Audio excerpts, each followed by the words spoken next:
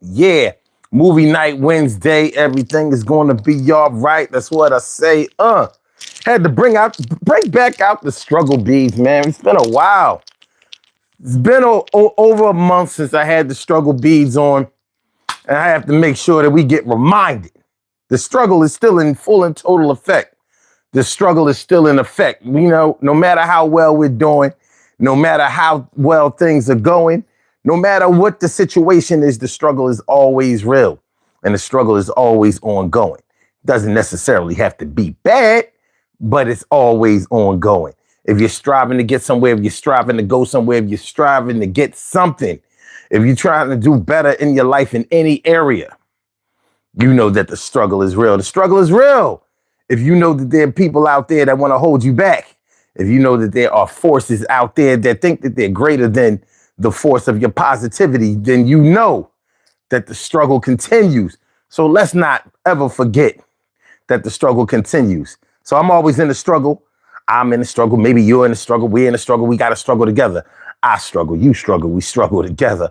I struggle. We struggle. We struggle together. But tonight, Hump Day Wednesday movie night.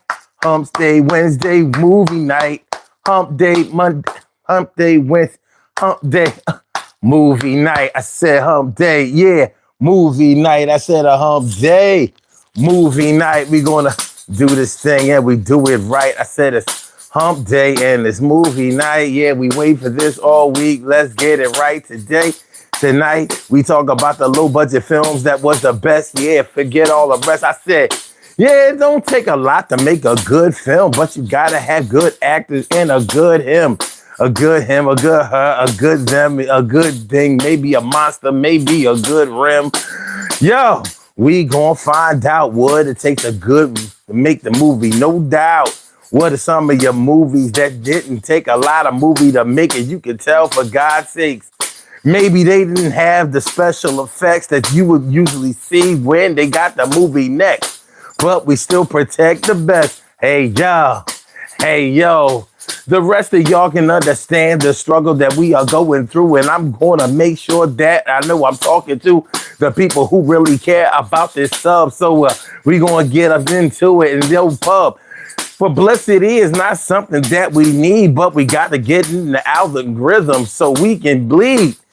Or should I say the blood of our ancestors gonna come through me and you? What up, my man JJ? Thanks for coming through. Hey, you know how we do. I said, hey, training camp is going crazy right now. We can't have a receivers. They going down. And please, Lord, don't let us suffer for AJ, because I ain't trying to hear nothing that niggas say.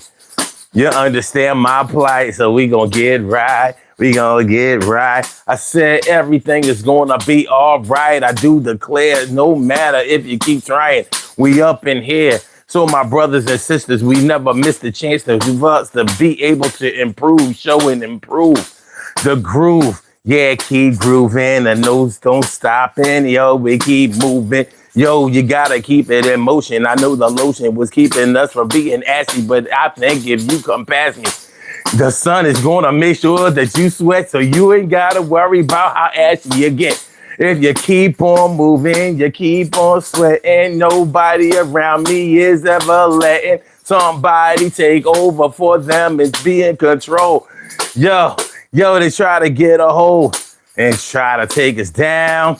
But no, it's not really going like that. I know how to keep it moving, keep it pushing, keep making sure that we got the nuts, bolts, and bushes. Yo, that's what it is. Yo, I do it for the kids of my own, the kids that I know, nieces and nephews and my own. So that's what we talking about tonight. Yo, low budget movies that were really good. Low budget movies that were really good. Now, the thing is, in order to get into this topic, you have to know if a movie costs a whole lot of money to make. Now, how do you determine if a movie was really good, even though it didn't take a whole lot of money to make? You can normally tell that a movie was low budget often by the quality of the camera work, the scenery, cinematography, special effects. Sometimes the actors that are in the movies, like you can, unfortunately, sometimes you can tell that a movie is low budget by the quality of the acting that's in it. Now, you may feel like you can have good actors even though you can tell that they're not getting paid a lot. And I'm like, maybe if you don't have actors that are as good, maybe you have a storyline or a plot that takes up for that. It happens. It happens. You know what I mean? Or maybe the storyline took a little, had a little bit to be desired, but maybe the acting was really good. So you can see, they got a few gems in there. Like, soon as this actor or this actress gets with a really good director, maybe a good budget, some better production, they're probably going to make something of themselves. They could be next. You can tell that, even though, they might be just starting out, you can tell that they are good. And, sometimes a movie might not have that good of acting, and the plot might have had a little more to be desired, but it was still good enough for you to be like, you know what, I watched that again. And I know some movies that I felt like that or feel like that about. So we're going to talk about that tonight. Low budget flicks that were really good. JJ said Rocky. And I think you're right. I don't think Rocky took a whole lot of money to make, but it blew up. It blew up. You know what I mean? Now, yeah, we definitely take a look at Rocky. For that movie to have blown up into the series that it became, 2026, and we still are making new installments into the Rocky series. That's pretty notable. But I think you're right. I don't think they had a big budget for Rocky. My man, Jeff Sprayberry's all up in the house. What's going on, my dude? What up? Half baked, low budget, fucking hilarious. I don't think you can deny that. Definitely a low budget film. A low budget film that had some actors in it that you could see like, yo, he might be next. She might be next. I mean, ain't that where Dave Chappelle got his start? I think that was his first movie. I think that was his first movie. It didn't take a lot of money to make that movie. But Half Baked is a cult classic. Half Baked is a cult classic that a lot of people watch, especially stoners. Stoners love Half Baked. That was like their movie. That was their go-to movie. One thing about stoners, they always have their own thing.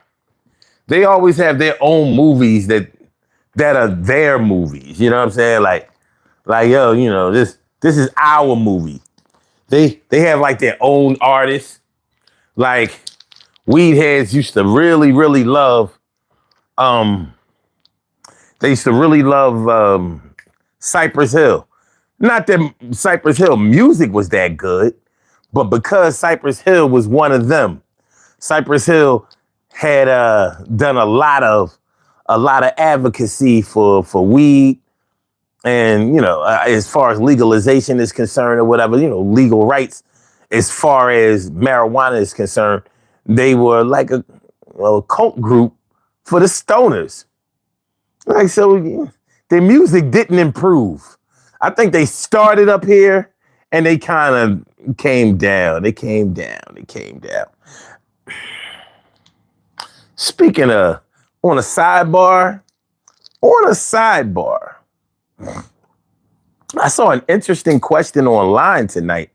And you know what? We can address that. On this show. It was a good question.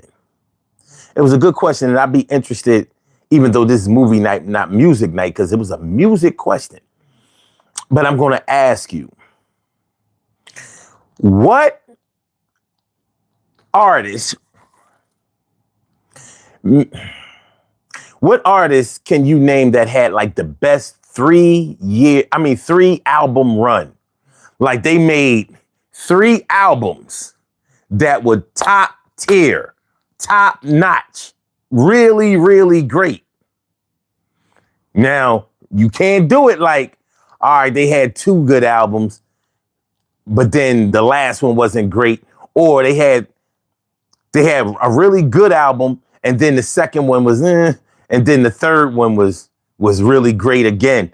You can't do it like that. It has to be a true 3 album artist. Who can you think of that had the best 3 album run? That doesn't have to be one artist. And this is just us talking about this tonight. Sidebar. Who comes to your mind? I'll tell you a couple of mine. First of all, Public Enemy. Public Enemy. Yo Bum Rush the Show. It takes a nation of millions to hold us back. And Fear of a Black Planet. It ain't too many 3 album runs that can mess with that. Yo Bum Rush the Show. It takes a nation of millions to hold us back, and Fear of a Black Planet. So that's one. What y'all got? I think you might be on to something with that Eminem. You might definitely be on to something with that Eminem.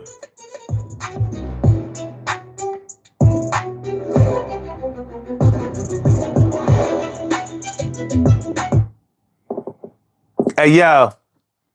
Yeah. DMX. I'm taking mine off the board right now. DMX. Oh, you heard that question and got hype, huh? You yeah. Like I ain't waiting for him to sit down. No, I'm getting in on this. Chat and you. Oh, listen, y'all been stole all that shit. So you say DMX? DMX. Okay, and that's a good one. It definitely is. He was definitely on my radar. First matter of fact, yeah. I don't know who was the first person in music that have 2 #1 records in 1 year. 2 #1 albums in 1 year. 2 #1 albums in 1 year. I think he was the first one at that time to do it. Yeah. I think he was, because I mean, I would when they were saying that he was going to come out with 2 albums in that year, I was like, how they going to squeeze that in? But they did. They squeezed in the blood of my blood and flesh of my. What was it? The flesh of my flesh, the blood of my blood, or whatever. He was all bloody on the album, whatever. It came out in December. He made it just at the end, and that album was fire. It was definitely fire. Mm-hmm. And then he had the Great Depression, the 3rd album. I was like, yo, this, yeah, X was different. All while nursing a crack addiction. Yeah. You know what I mean? Yeah. That's gonna give it to you. Right? So yeah, let me see. So the only one, okay, Carla. All right, so that's all y'all got. Okay. Yeah. I'm waiting to see who you had. You said the Public Enemy. Who else? I'm going to say LL. Easy. Most definitely. Radio, Bigger and Deffer, Walking with a Panther, Boom Bap. But he could claim a 4-year run. I mean, a 4 album run easily. But his first 3, undeniable. Mm-hmm. Undeniable. Well, I'm gonna go with the 2 people. I'm gonna go with the low-hanging fruit, bro. Okay. And you know, I don't really like the first one, but he did it, Drake. You would say his first 3? His first 3, yes. His first 3 went great. Okay. His first 3 sold a lot. And I was gonna say Kendrick, but his first one didn't do the thing. It was his next three. Well, see, the thing is, okay, are you basing it on albums? Like, what are you basing it on? I'm basing it on popularity and on album sales. Okay. You know what I mean? Yeah. On popularity, and at that time, album sales. You know, his Section 8 was good, but I mean, it was great. It was a great listening, but we talking about, you know, I mean, you talking about, you know, what is it? The butterfly one, all that shit. Damn, the pepper butterfly, and I forgot the last one, the first one. Okay, right there alone. Now, when I let me hear what you want to say. No, I was just going to say when I saw this this question online, I saw it for it was really for just hip hop, but I said, but so. If we kept it hip hop, I'd still got a lot of artists. But if you expand it, you know what I mean, you still get some, you know, some hella. Like Carla says, Stevie Wonder. Like, yeah, I mean, boom, bam. Stevie Wonder probably did it more than once. Shit, he might have did that shit up until what, the late 90s. You know what I think? You know what I think is crazy? The artists that were great that probably couldn't do it. Yeah. Like, I'm not so sure if Prince could do that. 3 good in a row. I don't think he could make 3 in a row great. You know what I'm saying? Like, cause he always do 1 good, 1 bad. You know what I mean? I think Kanye came out and did it. I think Berry said Michael Jackson before you even finished the statement. I would disagree. That's the crazy part. I would totally disagree. Why would you disagree on Michael Jackson? Because I didn't think I thought Off the Wall was great. I thought Thriller was great, but I didn't think that Bad was great. But I didn't think it was good. Fuck great. I didn't think it was good. You know what I'm saying? I think it was overhyped, definitely overrated, but I didn't think it was good. There wasn't no songs on there I liked. So I would say no. The world might say yeah, but I mean, when you really confront somebody about Bad, you know, they be like, well, you know, it was good though. Like, no, it wasn't. It wasn't. You know what I'm saying? Like, it really wasn't. You know? He had some good songs on his son. Not on that album, they didn't. He had some good songs. He did. No,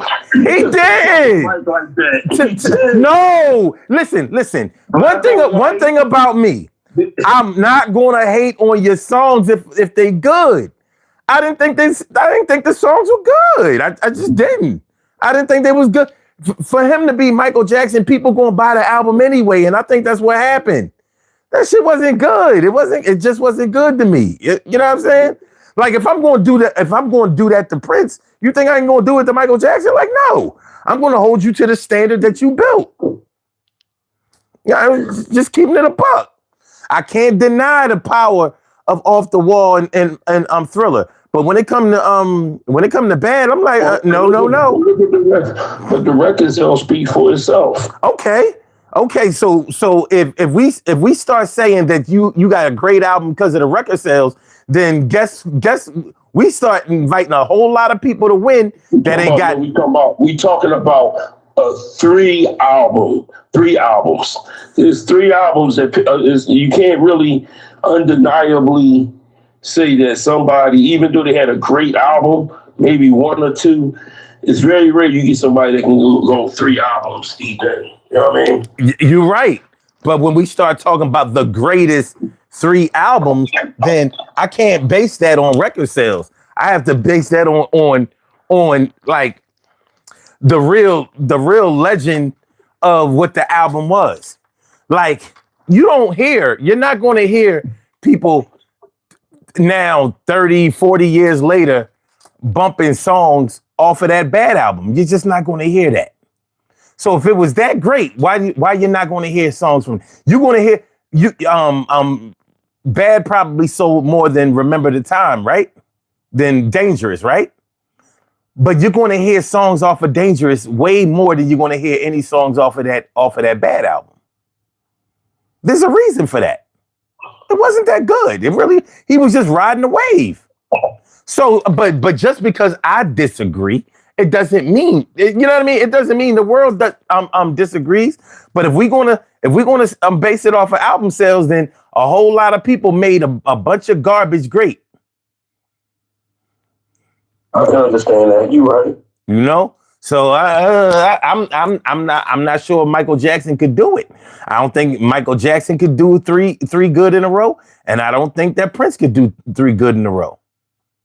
And they have the type of fan base that would definitely, fight them, keep them in it. You know what I'm saying? But okay, let me see. Oh, excellent, Carla. Carla said Outkast. Yo.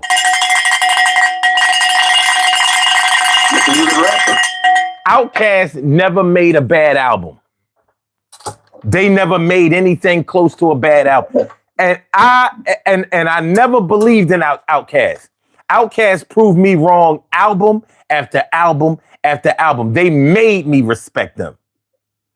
And that's why I respect them to this day. Now, Andre 3000 as a soloist, I'm like, don't. Oh, my butterfly, my prototype. No, I mean, as far as people saying, top lyricists, top 5 lyricists, top 10, like that's when I get mad. But them as a group, they never made I would say that they probably had the best run out of any group. Consistency. They never made a bad album. Nothing close to it. They had bangers on every album. They earned every sale they got. So very, very good one there, Carla. Jeff says the Beatles. Yes. I think they only had 3 albums. You should have kept this for the damn music night, man. Damn. No, because we would have got the music night, and guess what? That shit would have fell flat. Plus, we doing the East Coast. We doing the East Coast this Friday. You know what I'm saying? Mm-hmm. So, but we can warm up this night. You know what I'm saying? We can warm up this movie night with this topic. So let's keep it going. All right. Jeff says The Temptations. I disagree. I disagree too. Because they didn't make albums in the beginling. Yeah. They had good songs, but not whole good albums. They didn't have no albums. Motown didn't have no albums at first. All they had was singles. They used to single you to death.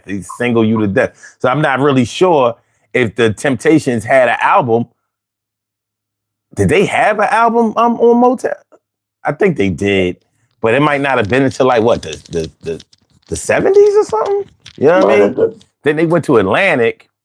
So I'm not sure about the Temptations. Not sure about the Temptations. What up, Big Monkey? You said, the Beatles put out 12 albums? How? Would they put out 2 a year? You know what I'm saying? Yeah, like Carla just put down a Tribe Called Quest, and I was trying to think. I was going to say the Tribe Called Quest, but I didn't. The first one wasn't. Yeah, I'm shaky on their first one. I'm shaky on their first one. I'm gonna let it stand, but I'm definitely shaky on their first one. But I'll tell you what, I'll let the 3 after that go. Yeah. You know what I mean? So they had the Low End Theory. They had. I'm gonna get the Low End Theory a 3-record running song. Don't start your shit. You know what I mean? You always cheating for your artist. Like, you know what I mean? You like the grandmother sliding the $5 in the head. Here, baby. No, I'm okay, Grandma. No, go ahead. Shut them teeth, Dad. Yeah, but they had Low End Theory. I'd get a Low End Theory shit. They had Low End Theory, Midnight Marauders. Hey. Oh, my fault. I got one for you. Lil Wayne. The Carter 1, 2, and 3? Yeah. I don't want to talk about this.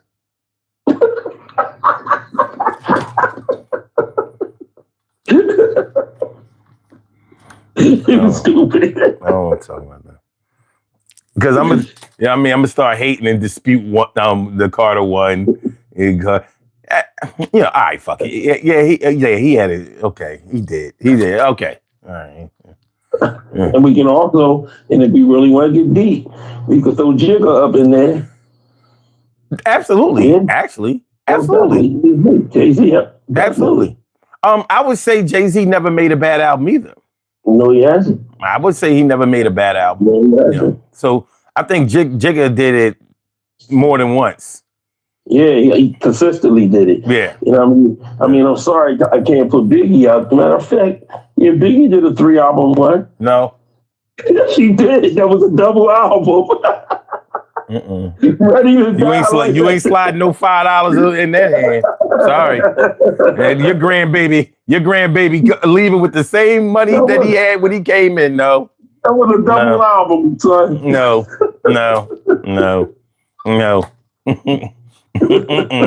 We ain't dealing with contracts. We talk about the real shit. No. That's a good one, though. Unfortunately, he never lived to see a third album. Unfortunately, I'm glad you differ, and I differ the bag. Yeah, contractually, you got it, but in reality, no. You know what I mean? You don't have 3 albums. You have 3 discs, but you don't have 3 albums. Give me 3 album titles. Well, yeah, falls flat ready though. To die, ready to die, life. And after death. Funny.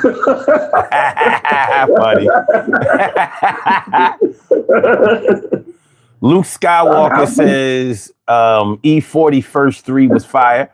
They probably were. I'm not going to argue with that because I was never really a fan. But, he did his numbers. So I'm not going to argue about that. Shout out to the Bay. Shout out to the Bay. My favorite song, and I love E40. I love some of his songs, but I just like that. How to get to you and that booty. How to get to you and that monkey. That's my shit. Okay. Him and and Candy Bears. Carla said the Rolling Stones for sure. Absolutely. Yeah. Absolutely. I got low-hanging fruit for you, son. Taylor Swift. I can't confirm that. Oh, I can't name a Taylor Swift song to this day, and I'm not looking to I'm not looking forward to the day when I can. So I can't confirm that. Maybe, you know what I mean. I know record sales wise, it has to be fact. Yeah, I know a couple. I know a couple of them. You belong to me. You belong to me. That's my shit. Okay. I'm definitely not. I'm not a Swiftie. I can't tell you nothing about that. Jeff said Van Halen. Yes. Oh yeah. Yo, I was listening to 1984 today. Fucking around with you. That hot for teacher shit. But my song on that album. My song on that album is I'll wait till the sun. Till your love comes down. I'm going straight for your heart. No way you can stop me now. As fine as you. That's my shit. I can keep that shit on repeat. So yeah. I can listen to that too, but I'm gonna let you know from the door. Like fucking VH, man. Riffs, fucking VH. The guitar riffs on Jump. I listened to Jump. I never thought. You know what? When I listened to Jump today, it took me back to when I was 13. I was like, you know what? But because I never thought the song was good, but I thought the music was good. I was like, what the fuck is he even talking about? That shit, man. You know what I mean? And it was, and at that time, it was songs that would jump, and it was that song. I only remember 2 songs back then when Van Halen came out with Jump, and then you had the Pointer Sisters came out with Jump for you. Jump was never one of my favorite songs. I understood why they made it a single, But I was like, Panama is better. I thought Panama was a better song. You know I did like Jump. I think the video and then I like that riff, that damn fucking Eddie Van Halen's fucking guitar playing that song, man. God damn. I thought his guitar playing was better on other songs. I really didn't think Jump was that good. I thought that was just their attempt at commercialism. You know, they were like, all right, pop is the thing right now. I'm making all these pop songs for all these other artists. I'm gonna do something for myself. I was like, come on, that wasn't even really a VH song. You know what I mean? Like, that's not what y'all do. Y'all more gritty than that. You know what I'm saying? Oh yeah, they did that. I mean, look at the video. They did a studio video, a performance studio video. Like they cut corners. Like, all right, look, they say we need a hit. So all right, this is gonna be our hit. You know what I'm saying? But that was okay. Okay. That's my shit too. Marvin Gaye. Yes. Yeah. Okay, I'm thinking about it. Yeah. Yeah. Marvin Gaye definitely. Yeah, I mean, he pretty much introduced albums to Motown. So, yeah. George Strait. Yeah. If you like country music, yeah. Wow. Okay. Yeah. Okay. If you like country music, I can see George Strait having a good 3-album run. Well, we done woke Jeff up. He said Kenny Loggins from every 80s movie that ever existed. God, the fucking legend. The fucking legend. He deserves 5 fucking stars on Hollywood Walk of Fame. Okay. All right. Carla said fucking Kenny Loggins. This is it? Shit. Oh my God. He did seem to have the movie soundtrack game on lock. He did seem to have that. This shit from Caddyshack. You know what I mean? Especially when the damn gopher was dancing. Mm-hmm. Oh man, Kenny Loggins, man, he's the soundtrack to our childhood, man. What up, Tori? Gonna take us right back to there, bro. Okay. Carla says, rest in peace, D'Angelo, Brown Sugar, Voodoo, and Black Messiah. I thought Voodoo was trash. They only had one good song on that shit. You know what I mean? How do you feel song? That was the only song that was, to me.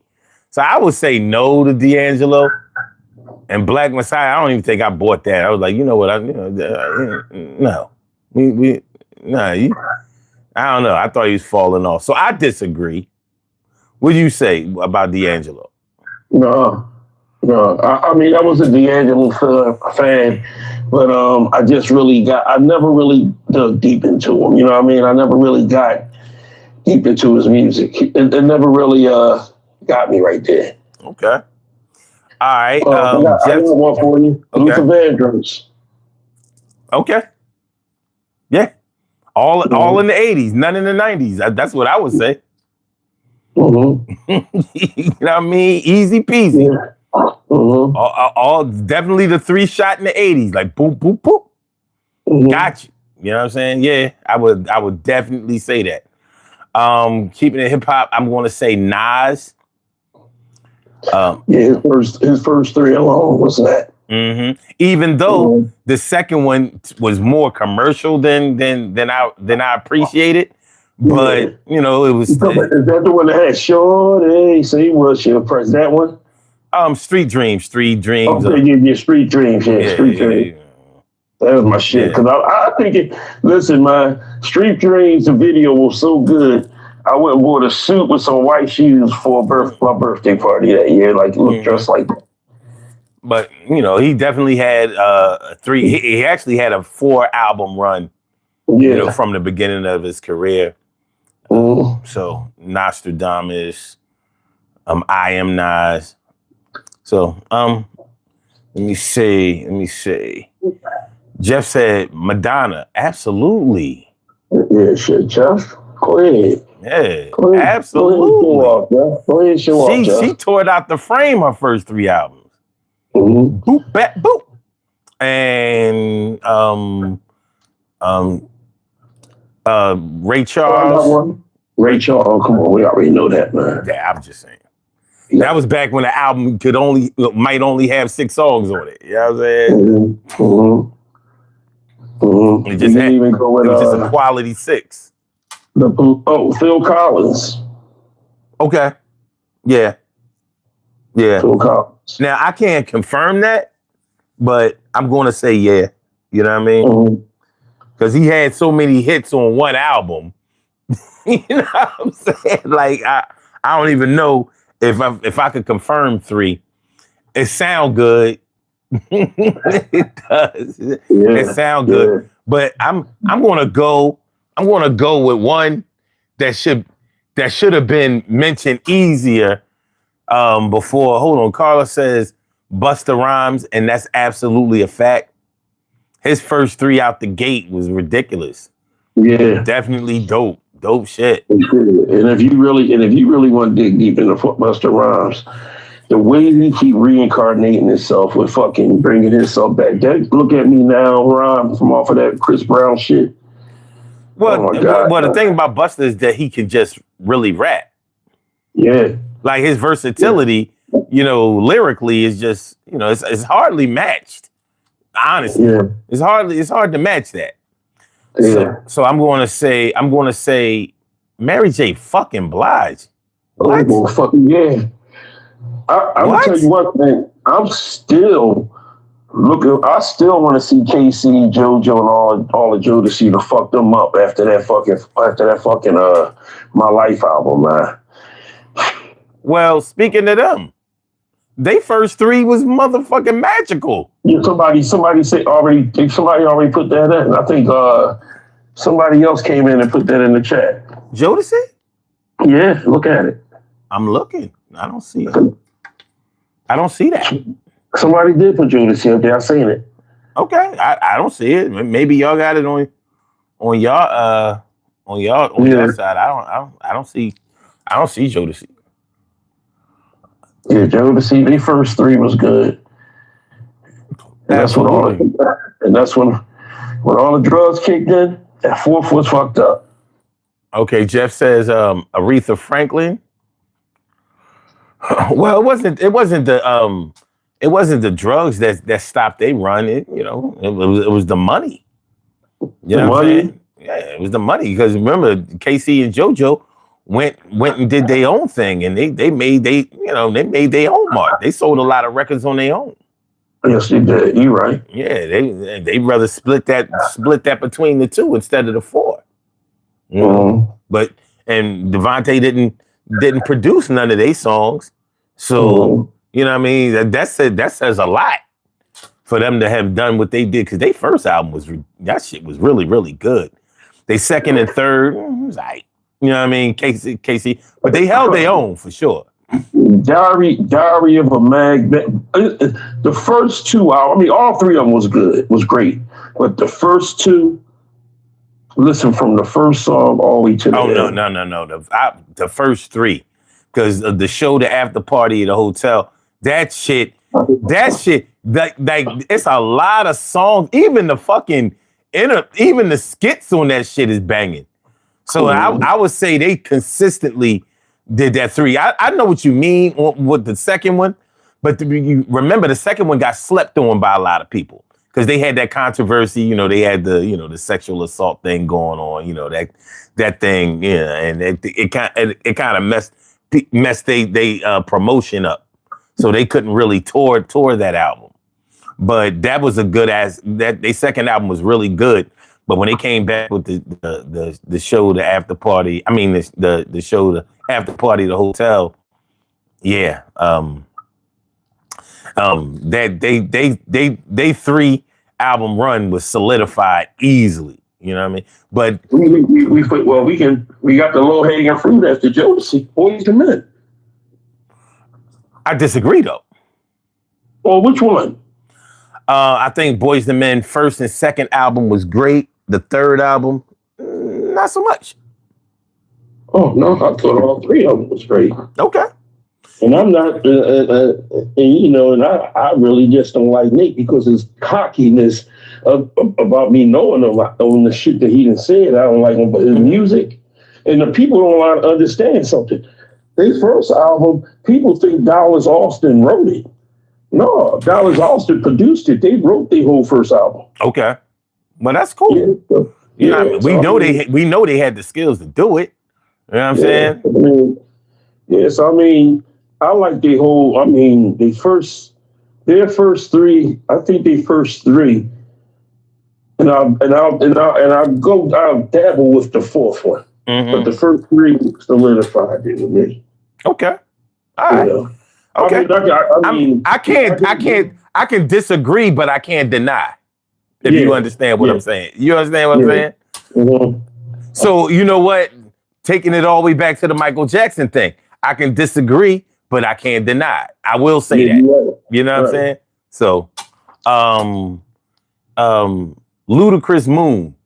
Now, do you mean Ludacris? I don't know who Ludacris Moon is, but I know who Ludacris the rapper is, and he definitely had a hell of a all Ludacris albums was dope as shit.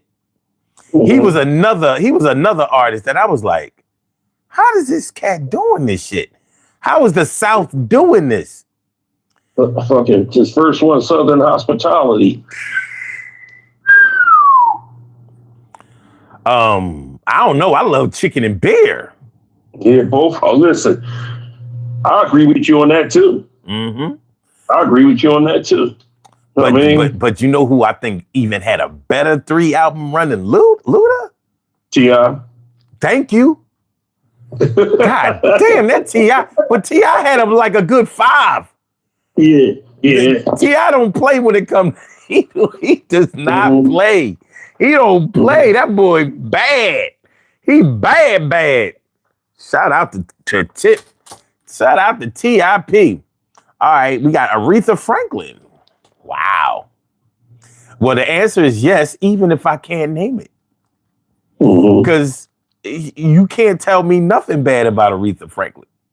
Nothing bad about him. Like, yeah, I mean, I don't care what she said. You know what I'm saying? Her name too proper. You saying her name too proper to be a black man. Aretha. We don't call her Aretha. I ain't never said that word. I ain't never said that name in that way in my life. Aretha? No. I ain't never called all the Arethas I've known was with the TH. I'm from the East Coast. I always called her Aretha, and I called Luther Lufa. I know, and I've never said that, and I won't. There's no way I'm going to do that. If you don't say it that way, you're going to mess around and get killed. I say it with the hard ER. His Luther. That's Luther. You know what I mean? That's Aretha and Luther.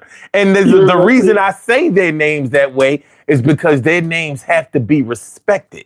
You say they name each letter. You know what I mean? Don't fuck that up. If they give you permission to do it, then you do it. But you don't take permission to fuck up somebody's name who is that worthy of respect. So I'm not doing that. You know what I mean? Now, if they can come back from the dead and be like, yo, call me Aretha, like, fine. But other than that, not going to happen. And if you don't say it that way, you're going to get killed. You're the only person I know that come up with this Lufa and Aretha shit.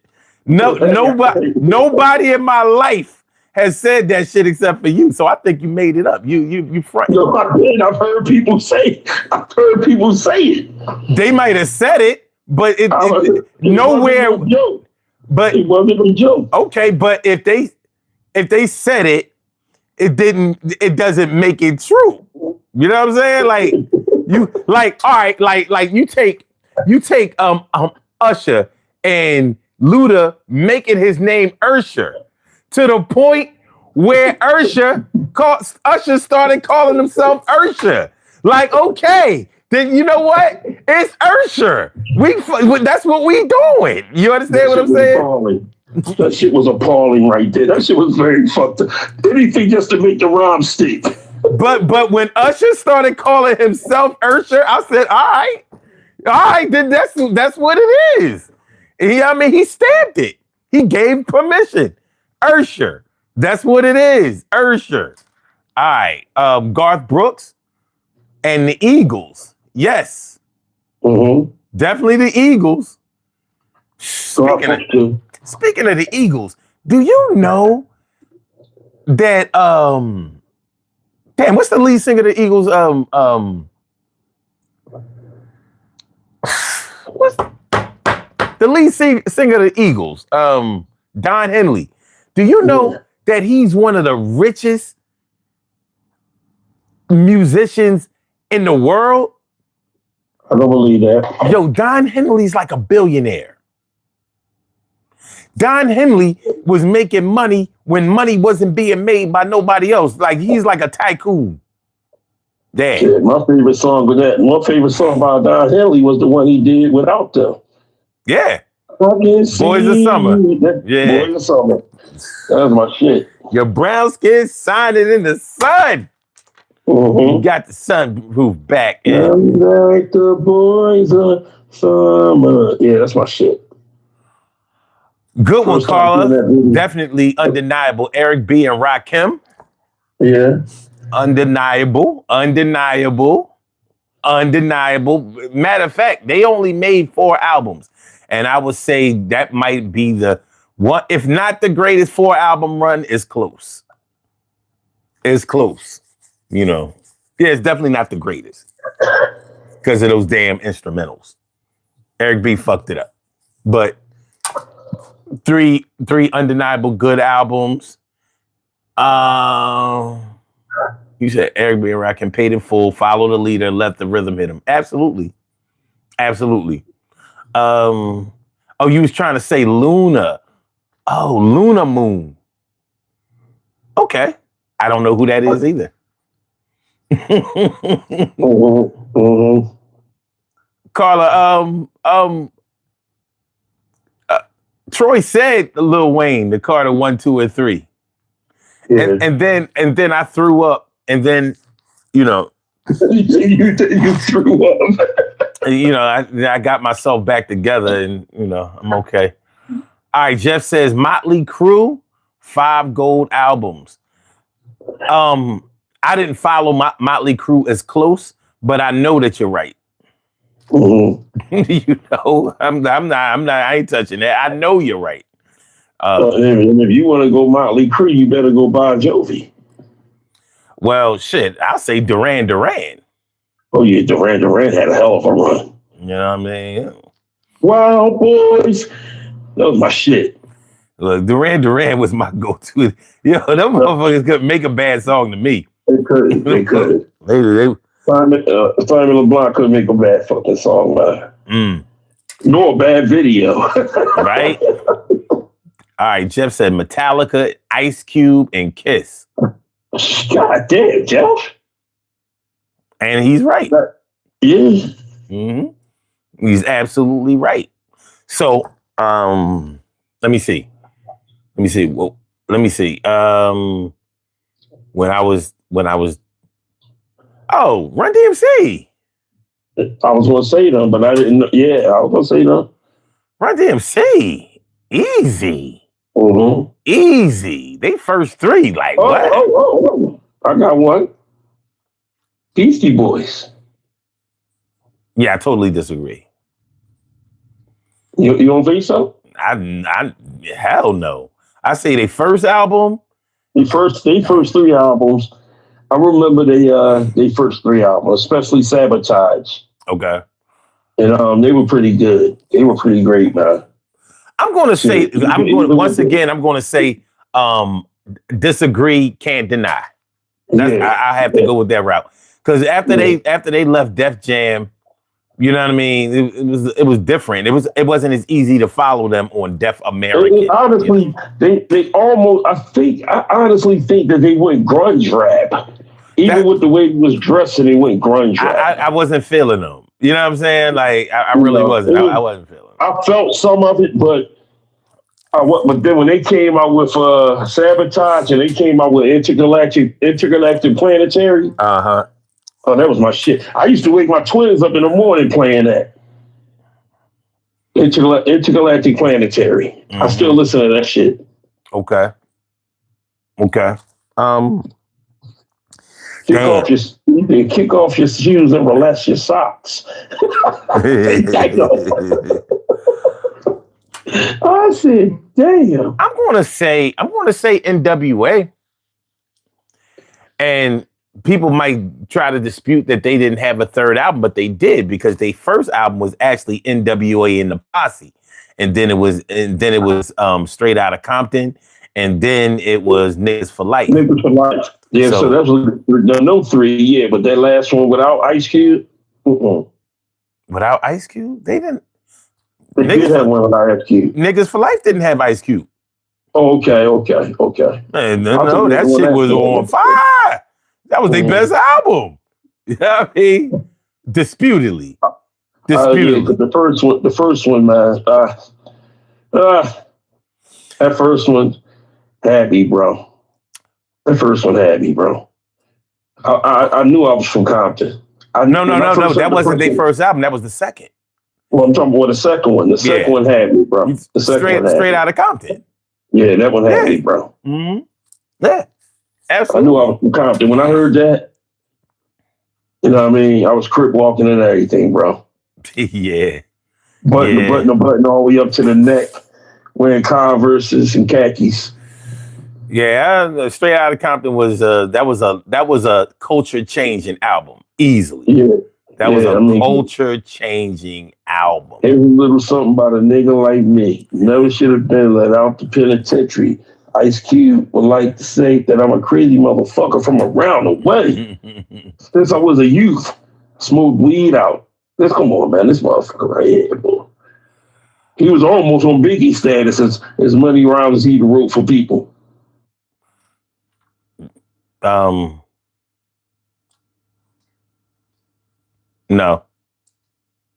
No, you're right. He's not gonna be on Biggie status. He only wrote for he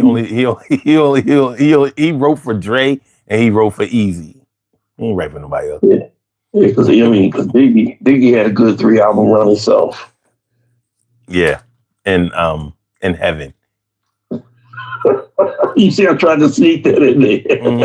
You evidently you're gonna be trying for the rest of your life, and as long as we alive together, I'm gonna be like, no, Troy, I'm sorry. I'm sorry, you can't make that happen. I'm saying he needed to live till at least the year 2000. Then I'm sure he would have done it. But I'm gonna say Wu-Tang. Oh yeah. Yeah, I'm gonna say Wu-Tang. Yeah. Even though the third album wasn't as powerful, but those first two, Lord, 36 Chambers and Wu-Tang Forever. What? Yeah, when Wu-Tang Forever dropped, I was like, good Lord. Yeah, I'm talking about my shit was. Yo, I'm gonna give it to you. There was no trivia. Just like cocaine straight from Bolivia. But hip hop will rock and shock the nation like the Emancipation Proclamation. God damn. Yeah, Carl. I said Nas, and we all agree. Definitely Nas. Because I'm the sire. I set the microphone. Shit. Hold on. Look what Carla did. What? Carla said De La Soul. Yes. Oh, yeah. Carla, you showing off tonight. Yeah. Go ahead, Carla. Thank you for that. Thank you for that. Carla with the. Mm-hmm. You okay, Carla? Definitely De La Soul. Absolutely. As a Muslim would say, you on your day.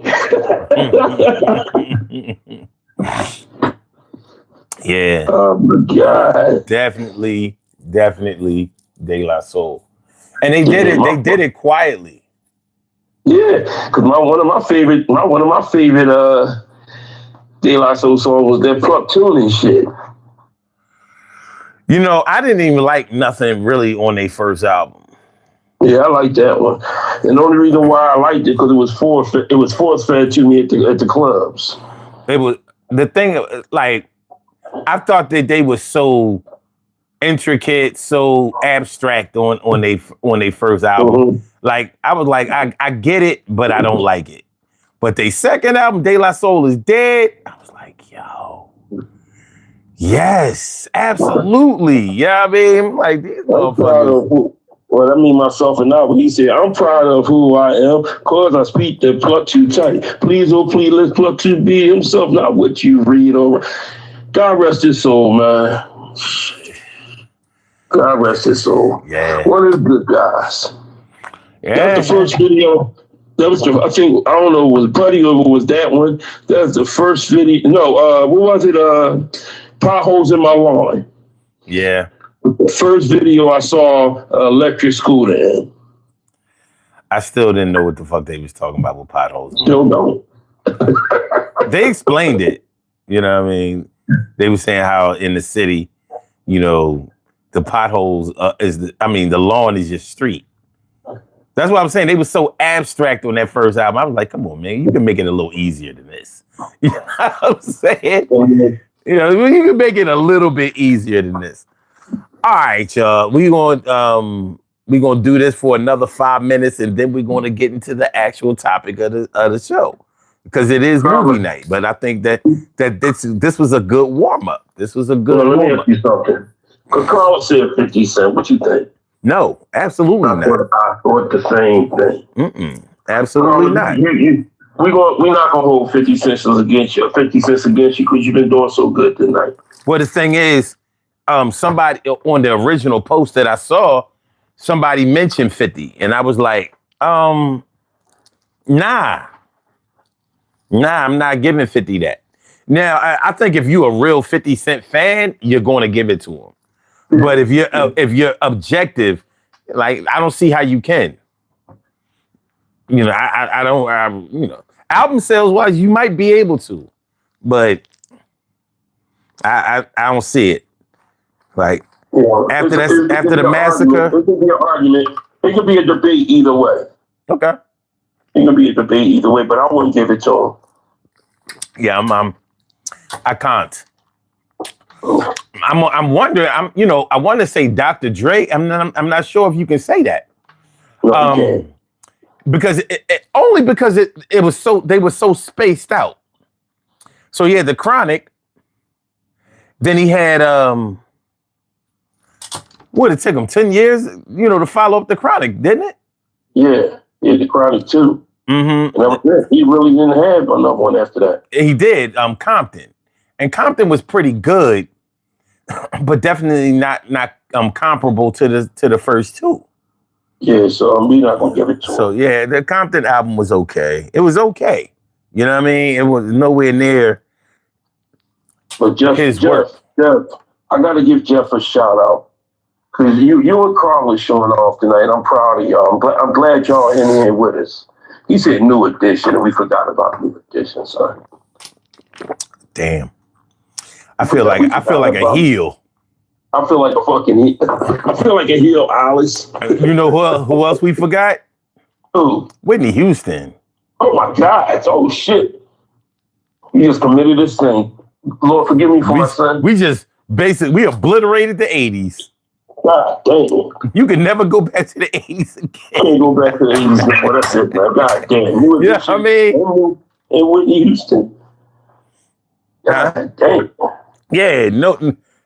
The arguably the greatest boy band and the greatest alto ever. You know what I mean? We just Yeah. Damn. That's what I call me a disgrace. Yeah, what you say? I'm like, we're a heel. You know what I mean? I'm a heel. You know what I'm saying? Like I'm so I can't show my face around here ever again. All right, y'all. All right. I want to thank y'all for helping us warm this thing up. Now, let's talk about these low budget movies that were really good. Now, Troy.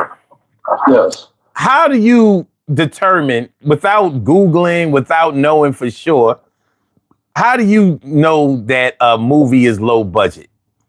What does your eyesight tell you about a movie that lets you know that they didn't have a lot of money to make the movie?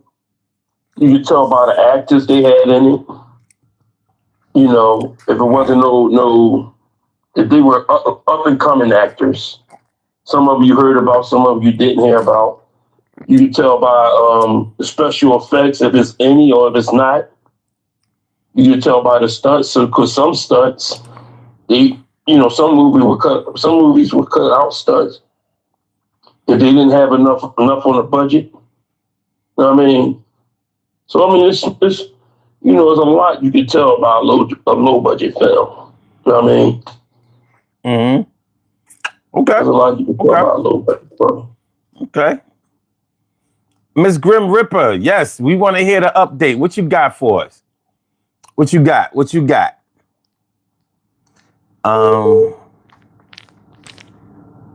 Oh shit. Hold on a second. Hold on.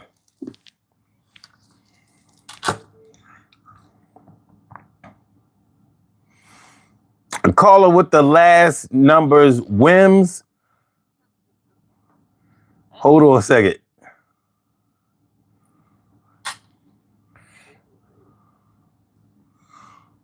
Hold on.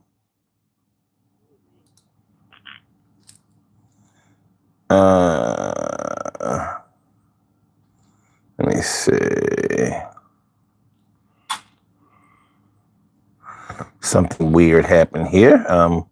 We got Kim's Wims on the phone.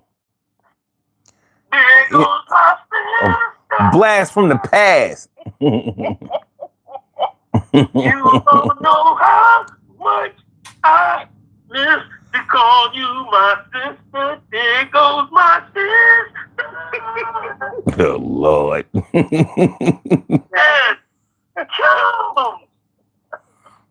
Hey, Troy.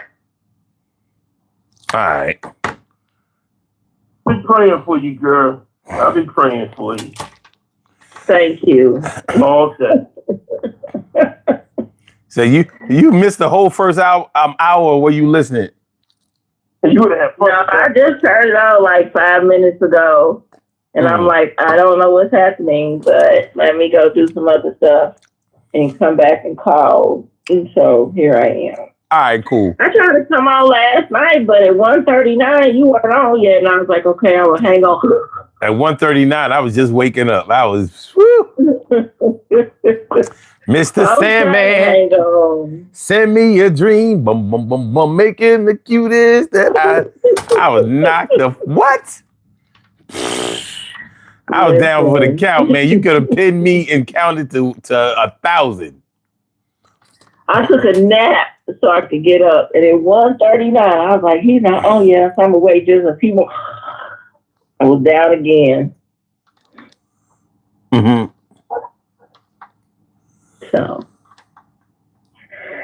listen. Thank you, Troy. No problem. I appreciate you because I'm going to tell you, your prayers must have helped me from going to jail this past weekend. Hey, most definitely. Ain't nothing like being the next way, Pop. I appreciate it. What's up, chat? Hey, family. Others. So. All right. What are we talking about? So we're talking about low budget movies that were really good. Oh, okay. So, earlier, the part you missed is we started off talking about artists that had the greatest 3 album runs. Okay. So, yeah. Yeah, I had me confused for a minute. I already wasn't sure what day it was earlier today. Earlier yesterday. And then y'all was trying to say today is Friday already. Wait a minute. No, these movie nights and music nights sometimes be on crutches. You know what I mean? Everybody say they looking forward to these nights, but when they come, sometimes it be crickets. Like when me and Troy was doing we got a four-part series going on for music night with the we did the West Coast. It's a pay homage series. So we did the West Coast the first night, and then we did the Dirty South. And I mean, people wasn't coming through. I was like, what the fuck is this? And that was by request.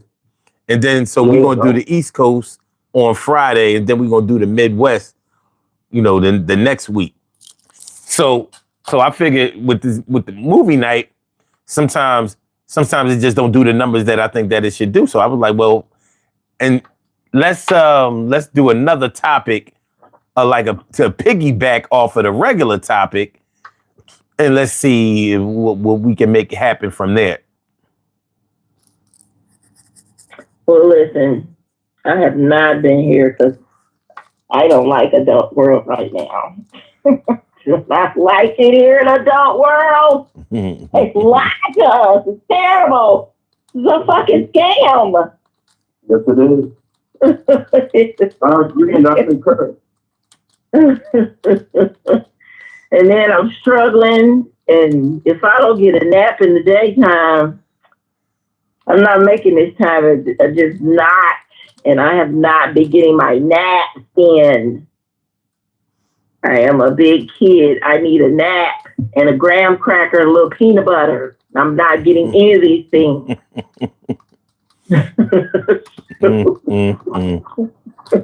A graham cracker and a little peanut butter. That's what everybody ate in pre-school. That's that shit, though. Right before that nap, you got some peanut butter, a little cracker for a snack, little graham cracker, a little peanut butter, and down over there in that cot, lay down. Yeah. I need that right now. I need somebody to give me a cot, graham cracker, peanut butter. Go take a nap. Mm-hmm. Okay, so let's get into it. Low budget movies that were really good. Now the movie that comes to mind immediately with me is She's Gotta Have It. Oh yeah. You know what I mean? Damn near. It looked like it was filmed on no budget, black and white for most of the film. You know what I mean? Setting almost all in one room.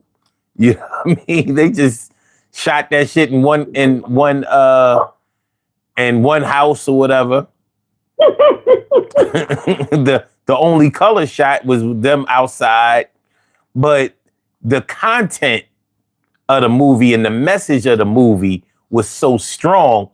I mean, like, they didn't need a lot of money for this movie. You know what I'm saying? The acting was top notch. Everybody did their job. You could tell they really understood the assignment and what their future could hold if they did this right. And you can see the vision. The vision was correct. They did that movie, and that sparked a hellified career for Spike Lee and the other, and because of their performance in each one of those actors' performance in that movie, you saw them in other movies, and it took you back to, I know for me, it took me back to She's Gotta Have It. Like, yo, that's the boy from She's Gotta Have It. Like, yo, I was just surprised that Nola Darling didn't do more, because I thought she had a hell of a performance. She sold it well. She played the hoe real good. She sold it. and honestly, I didn't look at it as her being a hoe. Like, it was about female sexual freedom, and she was right. She was right. Like, niggas do this shit all the time. But when a woman decides to choose for herself, everybody want to be mad. And you do know it was low budget. Anytime you use your father, the jazz artist, to do your composition for the movie, they think you ain't got to pay him much or nothing. It's low budget, and it was beautiful music in that damn fucking movie. It was absolutely. That's the movie that comes to my mind. He always had good music in his movie. Yeah, because he was deep into jazz shit. He ain't going even the songs that he chose to score the movie that weren't jazz were always good too. Yeah. Did that motherfucker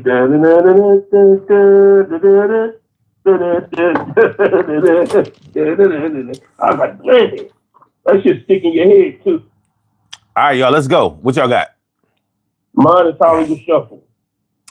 Excellent. I like that. And it was the architect. He used the same the same notebook that Spike Lee used, because both of them used credit cards to fund their movies. Wow. Both of them did. So that's a good one. Hollywood Shuffle. Yo, it's hard to watch that movie and not like that movie. It was good, funny as shit. You know what I mean? Where's my bitches? Where's my bitches? That shit was okay. Whole gotta eat. Oh my God, the whole cakes. Yeah, man. Absolutely. What you got, man. Kim? So. Yeah, damn, yeah, good one. No, the original one. Yeah. That was a low budget movie. And shout out to Danny Glover for saying, I don't care about that. Let me go be in this movie with these kids. So, yeah. Then once Hollywood got a hold of it, it just, it was what it was.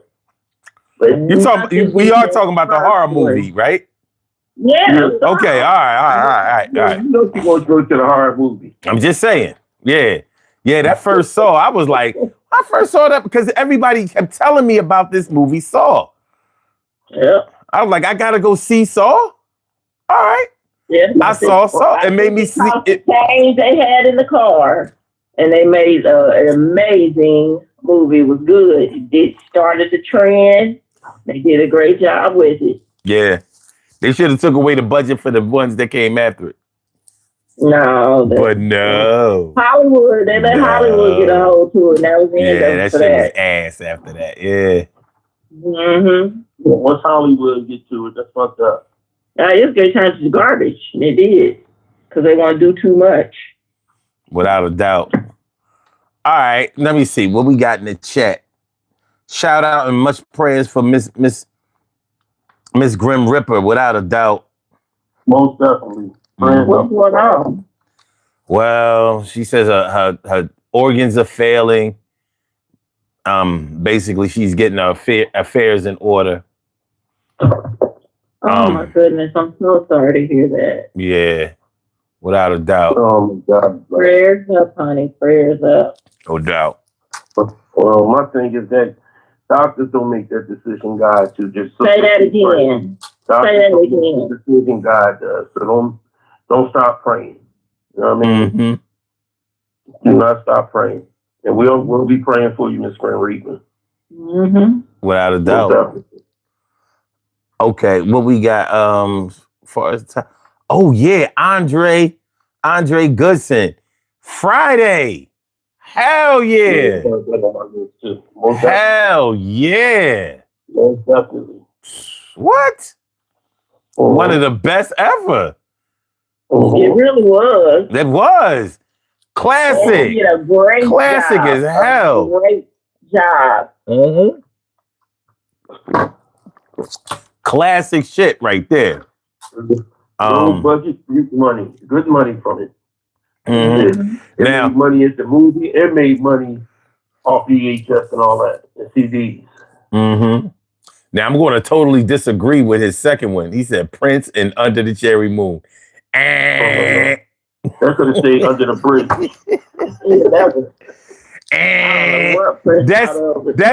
That's now you know I'm thinking he should have said Purple Rain. Purple Rain would have been better. Purple Rain ain't had no big budget. It was a pretty good movie. But that Under the Cherry Moon, I know they got more money for Under the Cherry Moon than they did for Purple Rain. Yeah. But because it was number one, it was all black and white. And number two, it was too much design. It was too much costume design for that movie. For Purple Rain, it was just Prince playing himself, dressing like himself. Under the Cherry Moon, I don't know what the fuck they was doing. I don't know what they was doing, but they should have stopped. They didn't either. Yeah, they didn't either. Y'all were in the same boat together. Nobody knew what they was doing. Yeah, they were trying to make Prince an actor. I was like, I'm not sure we need that. No. One thing is for sure, he was no Tupac. That shit went right down the drain with that and Graffiti Bridge. Look. I think Under the Cherry Moon fucked it up for him and Jerome.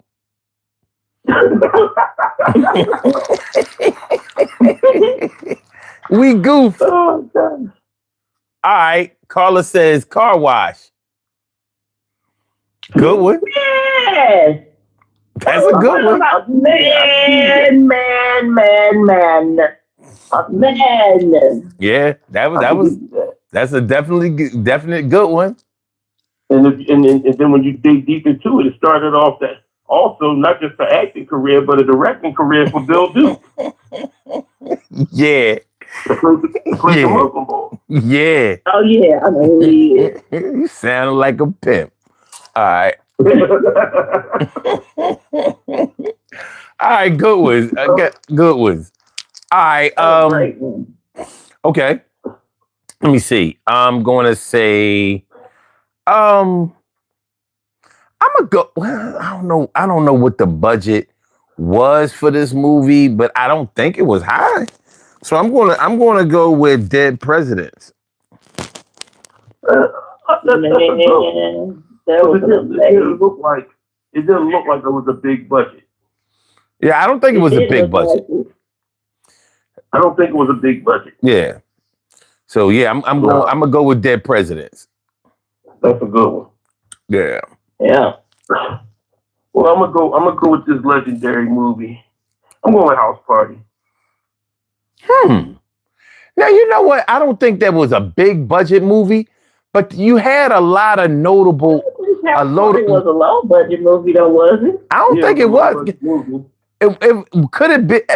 Was it a low budget movie with all of the because you had to pay all of those celebrities. There was a lot of celebrities in that movie. Mm-hmm. Music. It was a low budget movie. It was a low budget movie that made some good money. Kid and Play was in their first movie, so they really wasn't trying to make that much money. Even Robin Harris, that was his first movie. So everybody did the same thing in that movie that they did in Friday. They took low money and just did the movie, and it became a cult classic. Let me see. And put their name out there even more. You might be right, but we're gonna check that. Was House Party considered to be a low budget movie? Yes, the original 1990 comedy House Party was strictly considered a low budget movie, made for an estimated $2.5 million, released by New Line Cinema, and grossing over 26. Goddamn, yep, that was a hit, all right. Good job, good, very good job, Troy. But just for the record, the messed up part about it, right, is that I don't know when did they come up with the estimate of how much. I don't know where they come up with the estimate of how much these movies make after that. But I mean, we talking about they still should be making money off of that movie. Well, the thing is, they talk about how much it made, immediately a lot of times, because they always they determine a lot by how much a movie makes in its return versus how much it costs for the total budget to make the movie. Now the thing is, those total movie sales afterwards don't benefit the actors that were in it. You know what I mean? Hopefully, from that movie, it sparks them, to get better contracts, better offers for movies going forward. But it doesn't always work that way, as you know. Mm-hmm. So yeah, like all that money is going to the studios. It's like, oh yeah, y'all did good. But so they might have been able to get a lot more money for like House Party 2 and 3. But were House Party 2 and 3 going to do the same numbers as far as percent? Now, if you make more, if you make double whatever it costs for you to make the movie, that's considered to be a hit by the studios. Mm-hmm. But there are levels to that. You know what I'm saying? There are levels to that. If they were smart enough, they would have done something like what Tobey Maguire did with Spider-Man, that he took the pay they gave him, but he took a percentage of what he asked for a percentage of the movie. That's what Jack Nicholson did for Batman too. With the same thing. Mm-hmm. So I mean, kids playing it was smart, or had the agent told them something, or shit, maybe Herbie Love Rug told them some shit, they would have still been making money off of that movie. So, okay. Cool. What you got, Kim? So because of the new movie that's coming out, I just realized I didn't know crap about this original movie. That was a low budget movie that did excellent. Rocky. Yeah. And it's not for this Sylvester Stallone movie that's about to drop. I was absolutely clueless about behind the scenes of Rocky. Now, I must hold on. Go ahead, son. The thing is, we're gonna give you that, but JJ in the very beginning of the show said Rocky. If you scroll up, that was the first comment. He yelled Rocky, and we did talk about it a little bit. I was. So you're right. But the insight you gave was perfect, because I just told son about the new movie about Rocky coming out, and I said, son, he's getting every inch of blood out that fucking Rocky Rock ball. Man, he's squeezing the shit out of that Rocky. He did, man. You know what I mean? That motherfucker. Yeah, that fucking Sylvester. I'm not mad at him. He done built a. Half of the stuff until I started seeing the trailer for the Sylvester Stallone movie, and I was like, "What is this about? What?" Then I started watching. Then I started looking it up, and I was like, "Whoa! I didn't know crap about Rocky. I did not know that for real. Apollo didn't know nothing." And he told him, I'm an actor, but he had to learn to be a boxer for the movie. Yep. Like, not acting a boxer, but a boxer. For both of them. I'm like, what? So, yeah, that's Rocky. Okay. That's a good one. Yeah, Rocky is excellent choice. Of it, though. Yeah. Carla said Candyman. Hell yeah. Yeah. Hell yeah. Even though I don't fucking know. Yeah. Don't say it 5 times though. I'm not gonna say nothing right now. I'm gonna shut the fuck up. Shut the fuck up. You know what I mean? But yeah. Candyman, absolutely. Classic shit all day. All right. That's the only one we got in the chat. So let me see. I'm gonna go with Cooley High. I knew you would do that. I knew you. Got to. I knew you were going to do Got to. See what we're calling. I knew you were going to go with Cooley High. I can see it. Yeah, shit. One of my favorite movies of all time. Yeah. Cooley High. Budget next to nothing. Yeah, I can't look at Cooley High no more, man. It's too emotional at the end, bro. You know what I mean? They need to get rid of the end. Yeah. Yeah, I can't look at Cooley High like that. All right, what you got, Troy? Okay, I got. Let me see. Give me 1 second. I got Get Out. Get Out? Get Out was a low budget movie. How about that? Yeah. Yeah. You scored. That could be a great film with so much truth to it. Yeah, the movie's something else. Boy. We got people out here right now acting like the black bull, like they didn't turn these black people into white people, and they ain't even gotta get the surgery or get caught by the Get Out people. Let they call people. They just doing it on their own. Officer Tatum. I mean, he needs to get out. Daniels. Yeah, you know what I mean? All of them, get the fuck out. Stephen A. Smith. You should make another movie and call it Get the Fuck Out. Immediately. All right, what you got, Kim? Napoleon Dynamite. Yeah, Ain't that some shit? Wow. One of my favorite movies. One of my favorite movies. When he said that needed his off on a bike, I could not stop laughing. That was one of my favorite ass movies, Napoleon Dynamite. Yeah, that movie shocked the shit out of me. I was like, what the fuck is going on here? Yeah.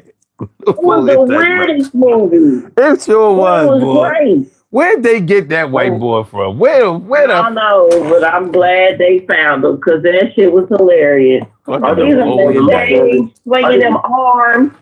I didn't know nothing about it until everybody was talking about it. So I had to check it out. It was funny as shit. What's crazy is I don't know a lot of other black people who've even seen the movie. That's first and foremost.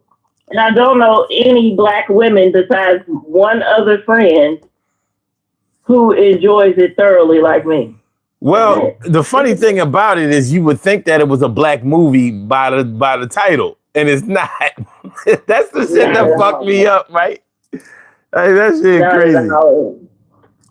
Yeah. But that uncle thought he was crazy. That beat it here. Man, that movie is hilarious. Okay. And in the beginning of the show, Jess Rayberry had said half baked, and that was absolutely a fact. That's the one with Dave Chappelle back in the day, right? That was his first movie. Yeah. Okay. Yeah. Yeah, it definitely kicked off his career, movie-wise. But, yeah. Okay, let me see. What else we got in the chat? Carla says Sparkle. Hell yeah. Oh. Mm-hmm. Absolutely. Absolutely. From Michael Thomas and who else I forgot? Oh, Irene Cara. Okay. Yeah. Oh, yeah. Definitely. Yeah. Mm-hmm. But before Miami Vice, before Fame. Both of them was in the original Sparkle. Mm-hmm. Andre Goodson says Uncle Recco. I don't know that movie. I don't know that movie. You know the movie, Kim? I said I don't know what that is either. Uncle Recco? Let me make sure he spelled it right. Let me see. Opening the phone. I know, right? The fuck? You know, on this show, boy. The troll be trolling on this show, Andre. Now, Uncle Recco is it's coming up RECO. Let me see if yeah,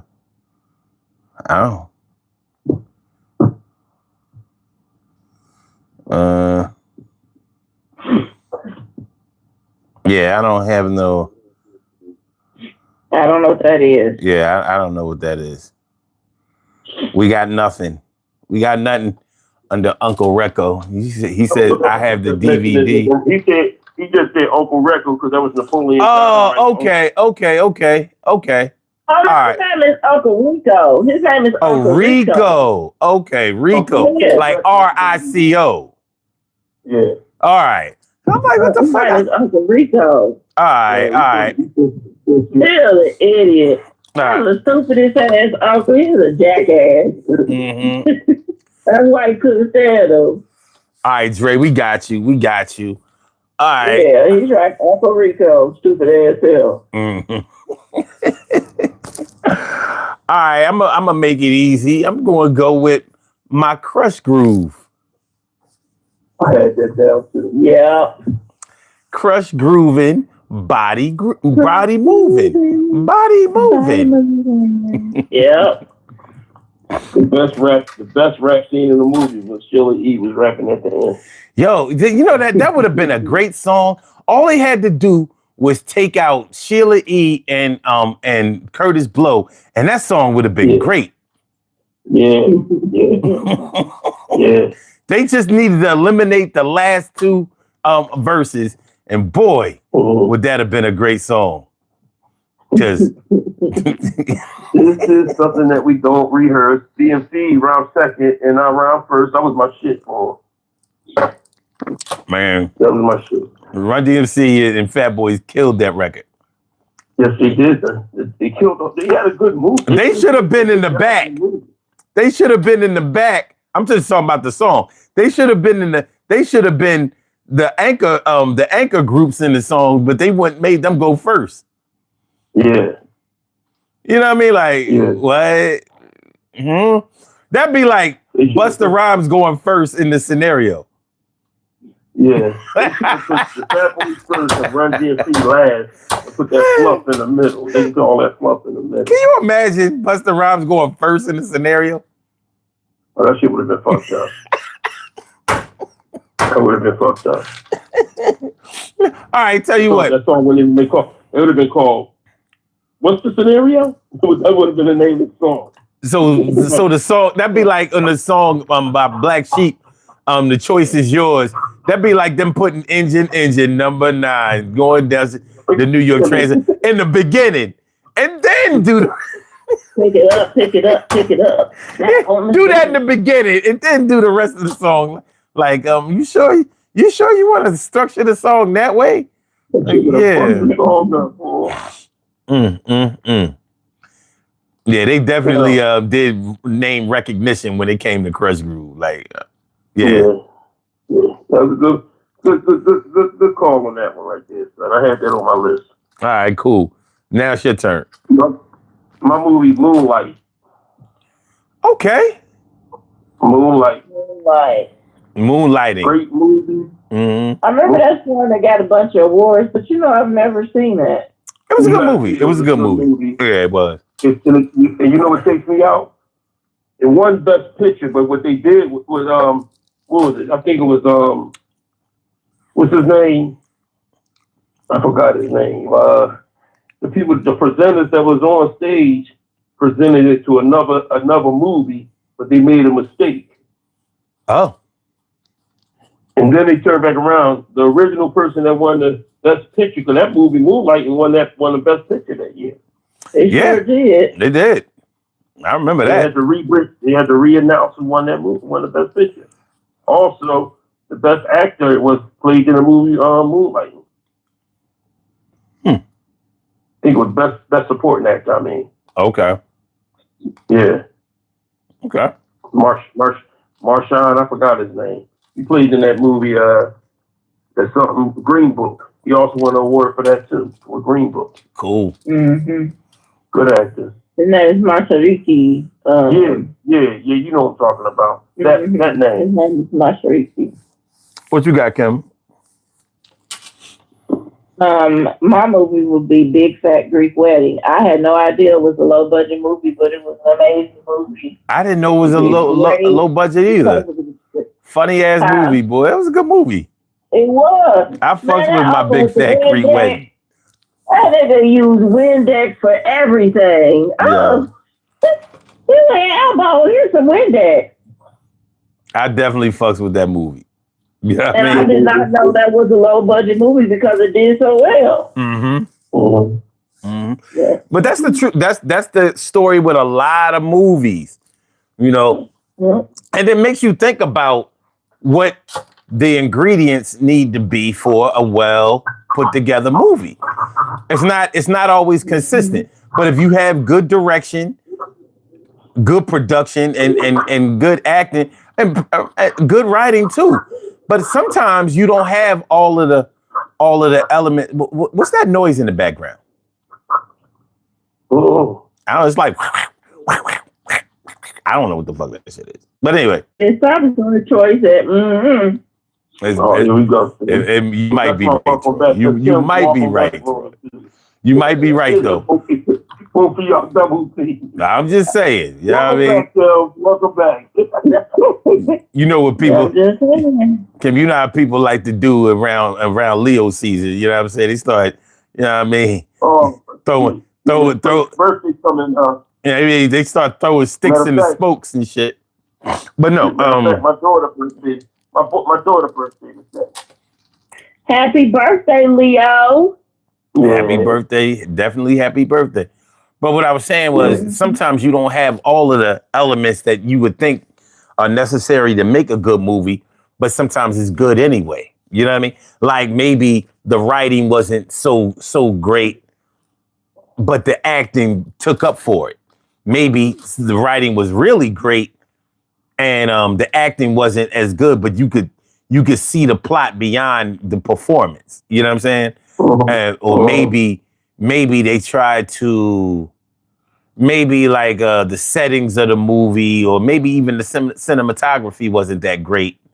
But I was just going to say that there was none of that in my. It was such a simple movie.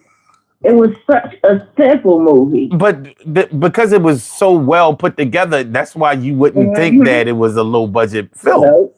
You know what I mean? It was probably more of a low budget film because they didn't really have to pay nobody. There weren't any really standout actors in the movie. But I didn't know whether those actors in that movie were well-known actors or not, because they did a good job. Yeah, they did. You know what I mean? They did. They sold it. They sold it well. It was a well-written movie. You know what I mean? It had a good plot. They did the job that needed to be done. All right, I don't know what's going on in the chat, but y'all ain't coming up with no movies. No movies. Okay. So I'm going to go. All right, so let me see. I'm going to go, let's see, what's some of my favorite movies that I know didn't make a lot of money. So I'll go with, I'm going to go with Beat Street. Yeah, because I thought that was a great movie. At the time. At the time. Yeah. I'm going to go with Beat Street. It wasn't the greatest movie, but it is a movie that to this day I can watch again. But and one of the things about it is, the actual plot of Beat Street is not what I liked about the movie. It's the little subplots in there that I was feeling. And let's take a couple of seconds out to talk about subplots.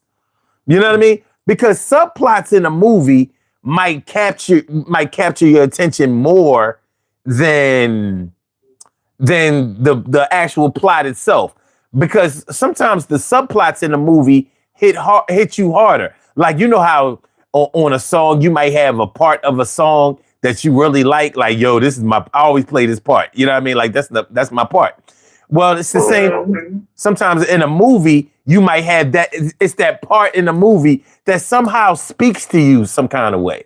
You know what I mean? So like in Beat Street, I thought that just the relationship between the mom and the kids, like somehow I felt that it was like one of the more realistic parts in the movie. That you understand what I'm saying? I'm like, I don't know if anybody was paying attention to it, but she seemed like a real mom. Like a coming of age type movie. Mm-hmm. Because I was like, I could really see that, like, as a New York mom, concerned about her son being out there on the streets. You know what I'm saying? Blah blah. So even though it was a very small part in the movie, I was like, that was one of the more realistic parts in the movie. More than the breakdancing, more than that bullshit graffiti. You know what I'm saying? So subplots matter. that graffiti was ass. That shit was. I was like, come on, y'all couldn't do better than this. You know what I mean? I was doing better graffiti than that. Like I was like, he died for this. He should have been killed for it. That's fucked up.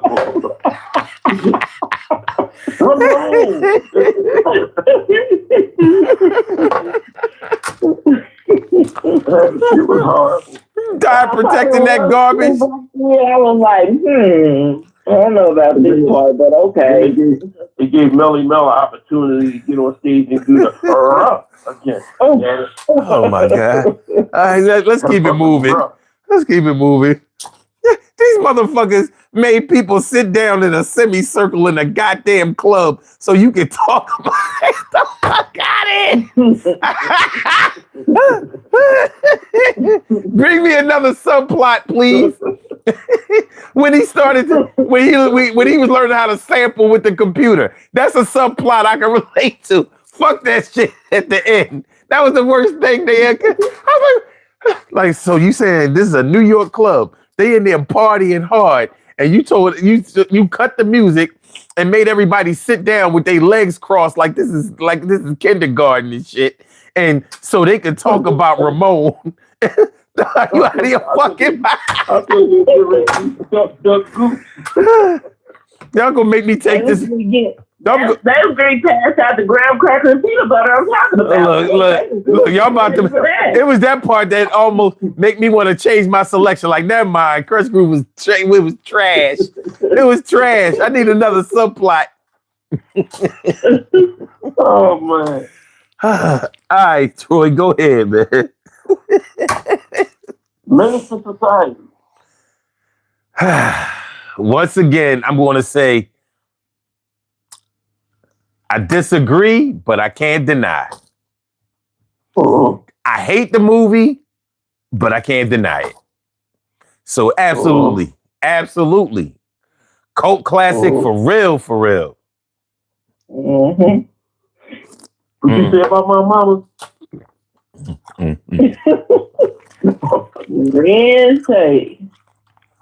Oh man! I blame that movie for everything bad in the world. Dealing with the youth. My movie, though. I blame that movie for drilling, for drill rap. Word. All right, we got some good ones coming up. Go ahead, Kim. Hustle and Flow. Yeah. Everything about that movie said low budget. Everything about that movie said low budget. That was a pretty good movie. It was a good movie. It was. But everything about it said low budget. It did. Because they really sold it. And I think that's what I liked about the movie. They really sold that shit. Because I'm like, Terrence, how old did he have to be? You know what I mean? I'm like, it was such a good movie, but it was such a depressing movie. It was. The poverty here is deafening. Where was it? Where was it set at? Memphis?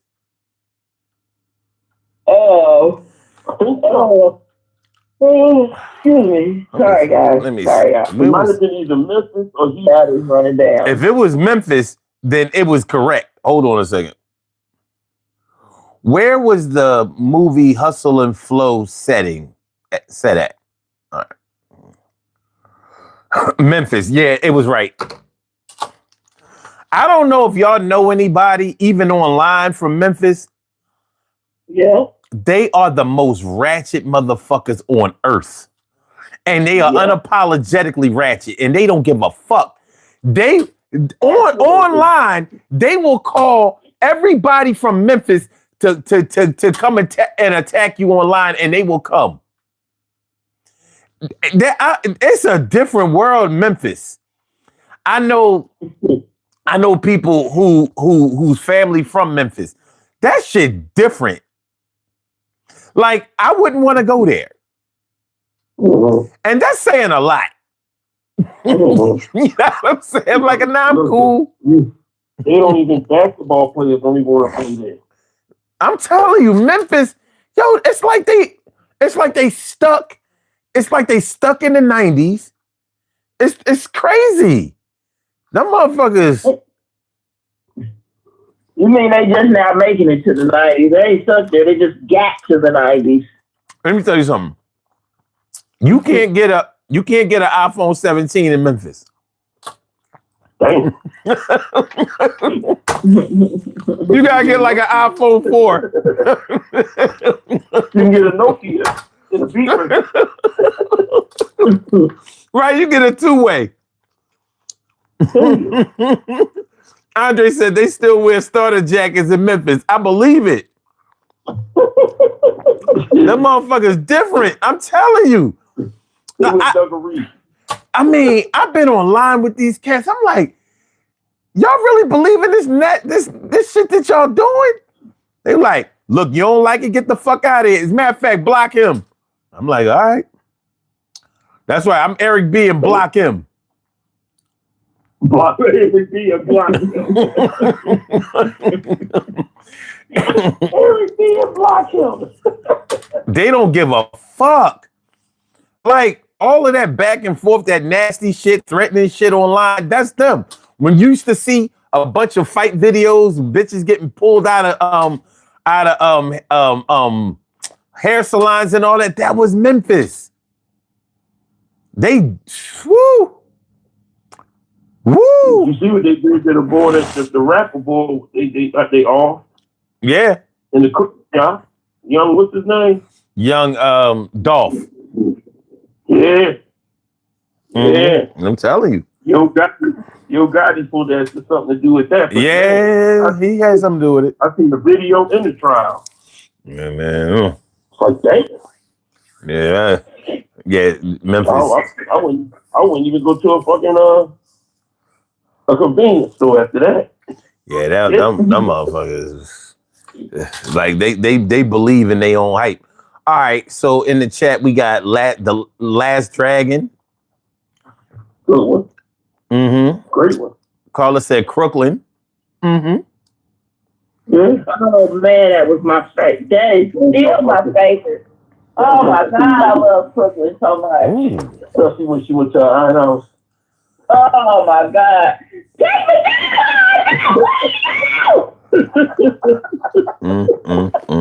That old lady. That voice of that old lady. That's me out.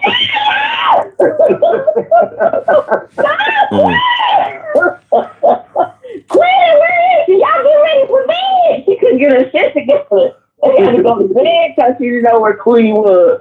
She opened that couch and laid out there and that dog flew out.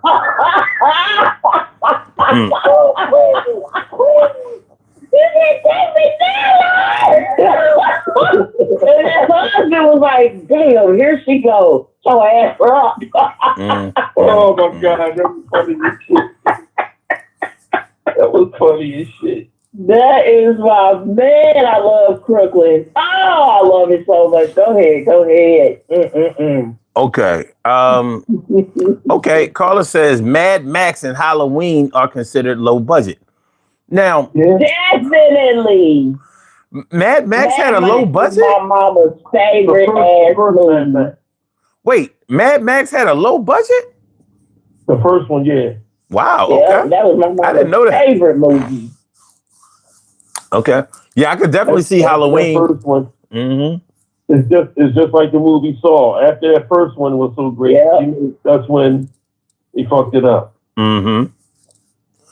Well, yeah, Halloween was low budget. It was something new they was trying out. I still consider the first Halloween to be the greatest slasher film ever. Like, to me, that's the granddaddy of horror films. You know what I mean? Like, that shit was different. I mean, when my mom took me to see that shit, me and my sister to see that shit, my sister wouldn't sleep alone again. All the way all the way to 2026. Like, no, but it was bad. It was bad. I get it. Well, I'll tell you one thing, son. I never seen the first Halloween, so I'm good with it. I'm comfortable. You never seen it ever? Because what part of I'm a bitch did you not? I am coming to Philly and Gary, turn your world upside down. You better watch all the movies. I'm going to turn the plane around. Nightmares in adult world. Like, he is not playing when he say he don't fuck with horror films. Like, that's crazy. Way I can fuck with a horror film if my woman said, if you see this movie, I'll give you some head afterwards. And I would be like, I will look at this shit all night. I always got to turn it to that. I always got to turn it to I just understand. Well, I mean, that's the only way, yo. I can't believe you didn't see Halloween. I didn't see Halloween. Yeah, that is the trilogy of terror and that little dial fucked my life up. That was a low budget movie that was amazing. That shit fucked my life up. The little Yaya doll. Don't do that. Don't talk about that. The little Yaya doll.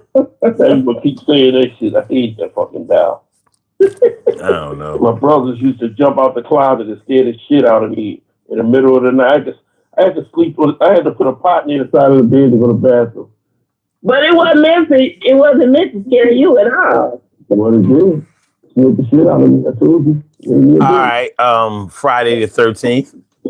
Very good one. Mm-hmm. And The Purge. The Purge. That was a good movie. Yeah, that was a low, but it was man. Yeah, that's a good one. Mm-hmm. The man.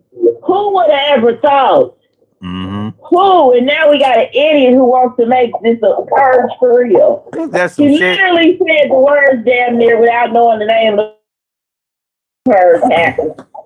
Yeah. Who would have thought back then that we living it in 2026? Ain't that some shit? Mm. Okay. I'm going to go with the ultimate low budget film that is one of the what I consider to be one of the greatest films of all time, and definitely kicked off an era of unmatched films. But I'm going to go with Boys in the Hood. Mm-hmm. Absolutely. Mm-hmm. Boys in the Hood. I can agree with that. Mm-hmm. You know, sparked off all of the little gangster films and shit that couldn't match it in any kind of way. But without Boys in the Hood, there's no South Central, nor is there no Menace to Society, because all of them were made based off Compton and South Central. Mm-hmm. So you take away Boys in the Hood, you take away them two good movies. Boys in the Hood also kicked off another movie that I'm going to say next. That preceded the other ones. Anyway, your turn, Troy. All right. Well, I'm going to go with Barbershop. Okay. Was that low budget? Yes, it was. Yeah, I think it was. I think it was low budget. I just think it was low quality too.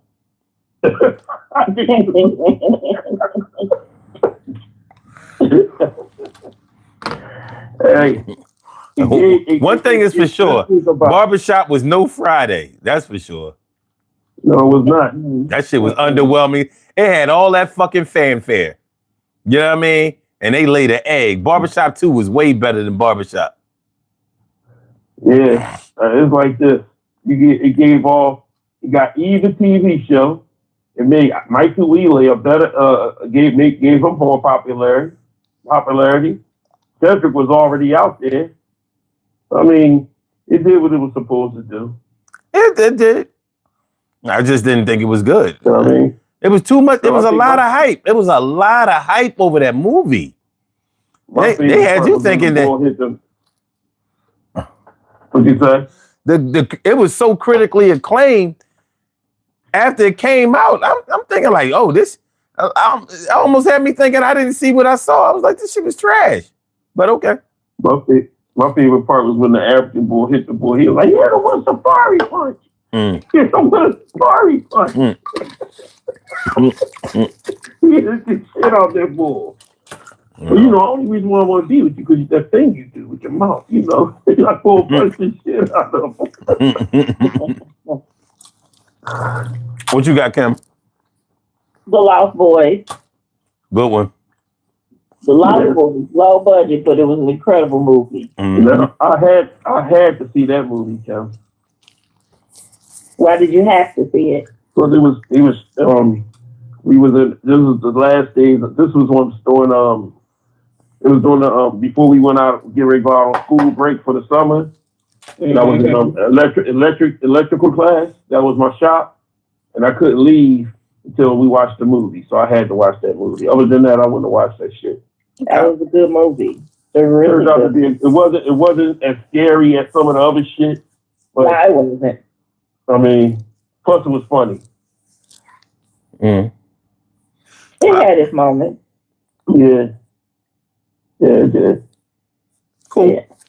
Okay. The song was airy as shit too. Thou shalt not. Yes, that's what made it work. I hated that. That's what made it work. I hated that shit. Okay. I'm sorry, a cat? Yeah, I got something to say. You know that. You know what I'm saying? I'm sorry. The cat said, I hated that shit too. I mean, I think he was talking about Garfield. Like, yeah, it was all right. It was all right. Garfield, you know, talking about your movie. Heathcliff, it was all right. Yeah. You might smell your cat through the phone.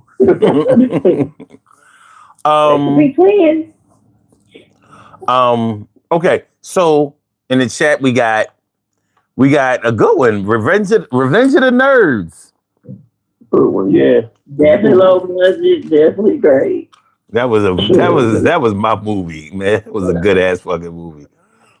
You know, two of the actors from the leads in that movie passed away this year. The big white guy that was like somewhat of the bully. Mm-hmm. He passed away, and what's his name? Carradine passed away. David Carradine. Yeah, this year. Oh yeah, that's right. He passed away this year.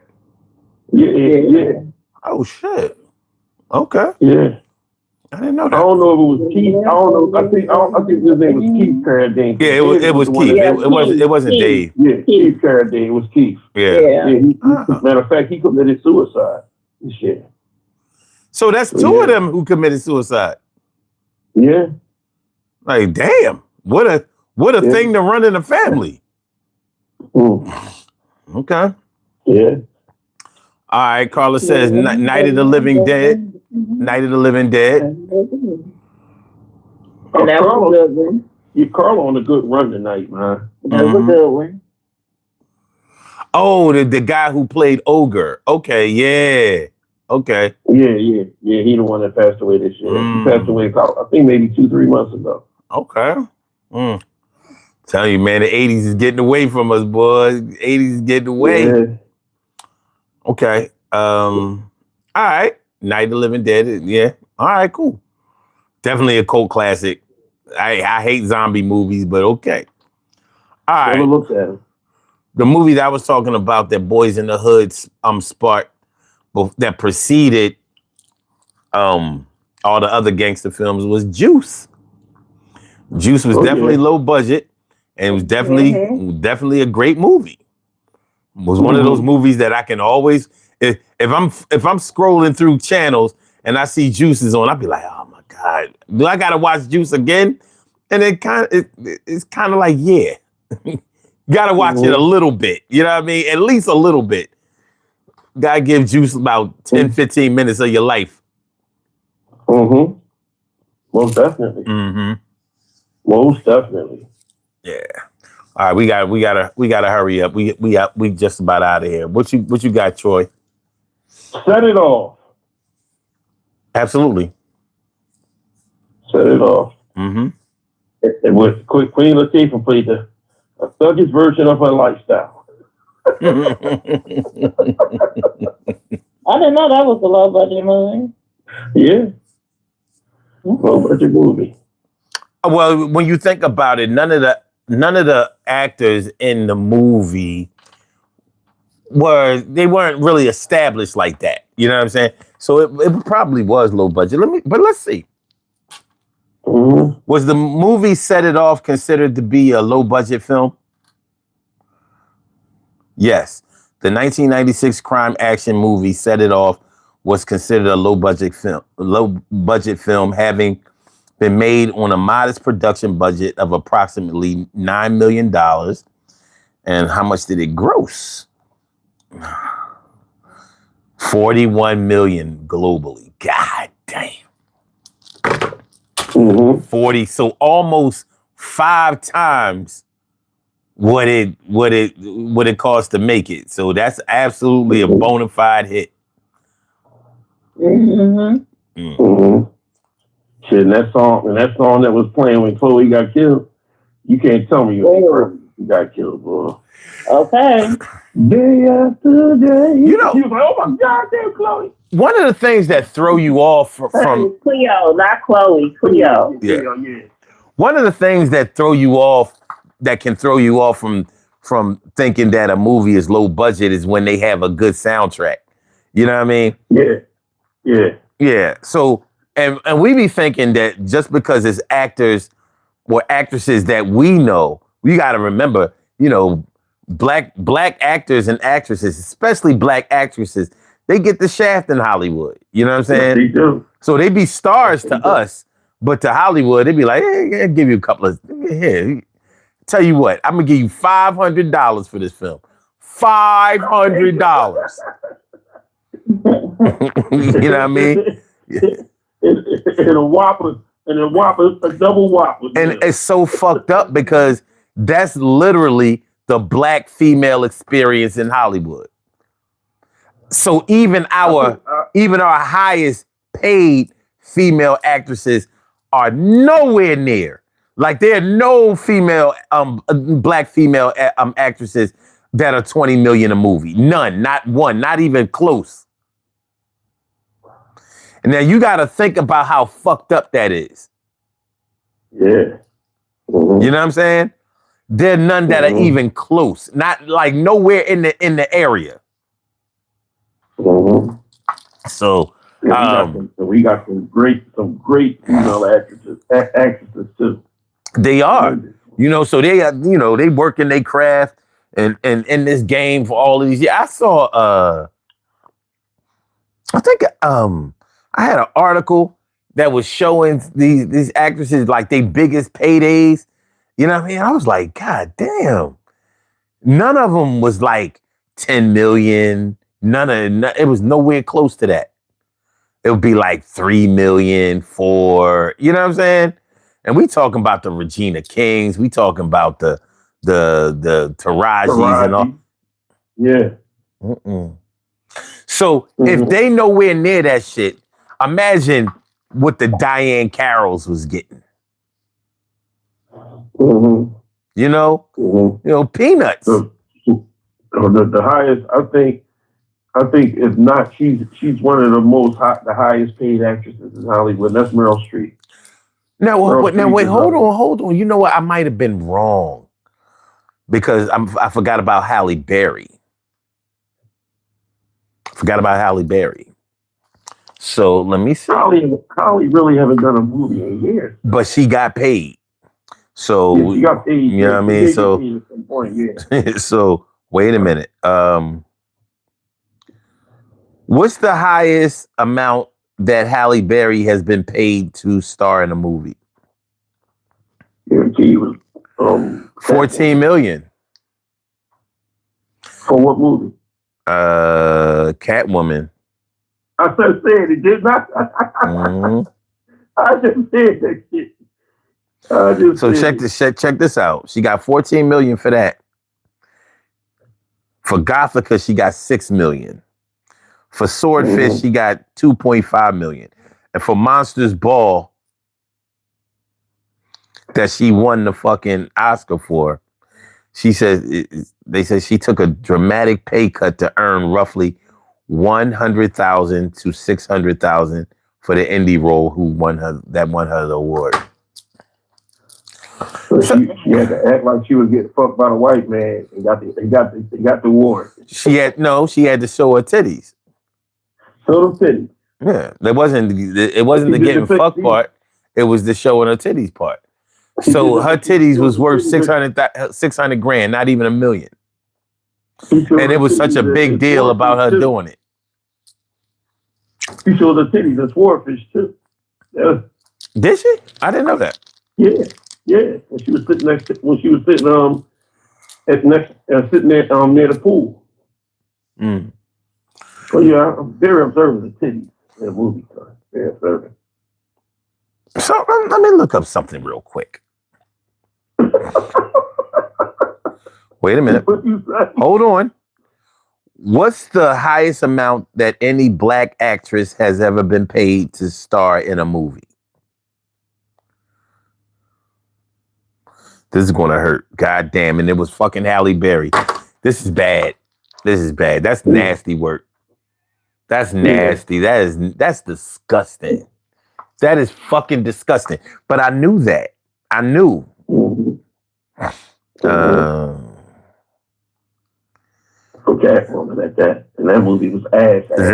Zendaya, who I don't know who that is, but she got 10 million. Zendaya? Yeah. Zendaya? Yeah. Yeah, she married to the boy that play Spider-Man right now, Tom Holland. She made 10 million for Challengers. She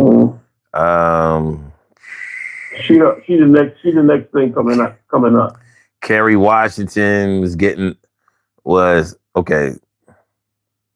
All right. Black actresses have frequently broken ground and hit massive per episode milestones on TV rather than single films, such as Kerry Washington and Zendaya commanding up to 1 million per episode for prestige series. That's fucked up. That is really, really fucked up. But well, that's why Taraji said that Tyler Perry gave her biggest payday. Well, I wanted to make sure that we got that straight because, you know, we talking about movies and we talking about low budgets and all that kind of shit.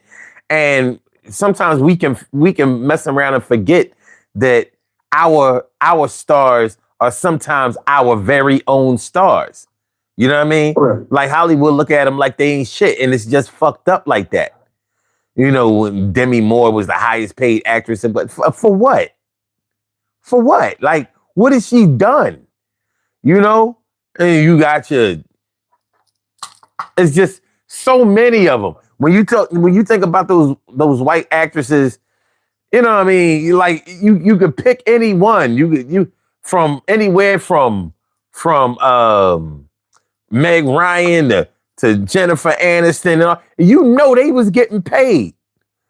And they wasn't. Well, ask Google who's the highest, how much is the highest paid white actor? I'm just gonna say actress because they'll know what I mean. Okay. Who is the current highest paid actress in Hollywood? Scarlett Johansson is the highest paid actress. Is the highest paid actress in Hollywood right now, leading recent earnings lists alongside top earners like Millie Bobby Brown, Reese Witherspoon. She brought in an estimated $43 million, largely driven by her leading role and profit share deal in the blockbuster franchise reboot Jurassic World Rebirth.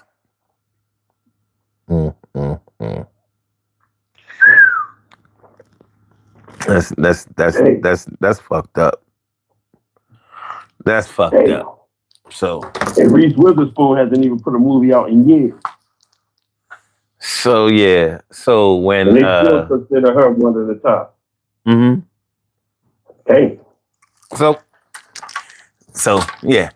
Just make sure we understand what we're working with over here. All right. It's me. Yeah, it's you. Can I do two? Yeah, you can do two because we done. Yeah, go ahead. A Piece of the Action and Imitation of Life. Oh shit. Okay. Oh, good. Mm-hmm. Ain't that Jackie Gleason in that movie? Piece of Action. Piece of Action. I thought that was an action film. A Piece of the Action is an old movie with about gambling. Okay. Good morning. Yeah, I thought it had something to do with gambling at a pool hall, something like that. Oh yeah, he did play it. It was a younger Jackie Gleason. You're right. That's what I thought. Uh-huh. That's what I thought. Mm-hmm. That's one with Sidney Poitier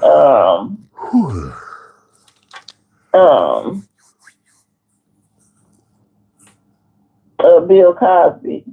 Okay. Uh-huh. Okay. And then An Imitation of Life. Mm-hmm. That was a low budget movie that did extremely well for its time, and actually beyond its time, to be honest. Mm-hmm. If you at the end of that movie when Jackson was singing "Troubles of the World" while that little white girl was running behind that damn carriage. Man, that's so crazy. Don't cry now. Don't cry now, bitch. And I call her bitch right now. Don't cry now. Throw that lady crazy. Yeah. I've been to the Huh? That's one of the movies I wish they'd remake and make it accurate, but they won't do it. You ever see Invitation of Life, son? Yeah, I'm good. Yeah. What you say? No? I say, yeah, I'm good. Yeah, he's good. Yeah. I'm cool. Not my kind of movie. I'm all right. It can set you up. It sets you up, bro. It set me up to go to the bathroom. All right. We'll end this off. Let's see. Colors. Yeah, Colors. The movie Colors with Sean Penn. All right. Sean Penn, Robert Duvall. Right. All right, let me see. Bruise with Oprah Winfrey? Who? Bruise. I don't know what that is. I don't know who that. Kill. I don't know what. Kill Bill. It was a low budget film, wasn't it? It might have been. I think it was actually. Anything Quentin Tarantino do is always a low budget film. Normally, yeah. he seems to do a lot with a little. Yeah. And Clay said Precious. Yeah, that was low budget. Mm-hmm. Low budget, high reward. Okay. Cool. I must say, Monique played that part real good. I wanted to beat the shit out of him. I wanted to beat her up before the movie. You know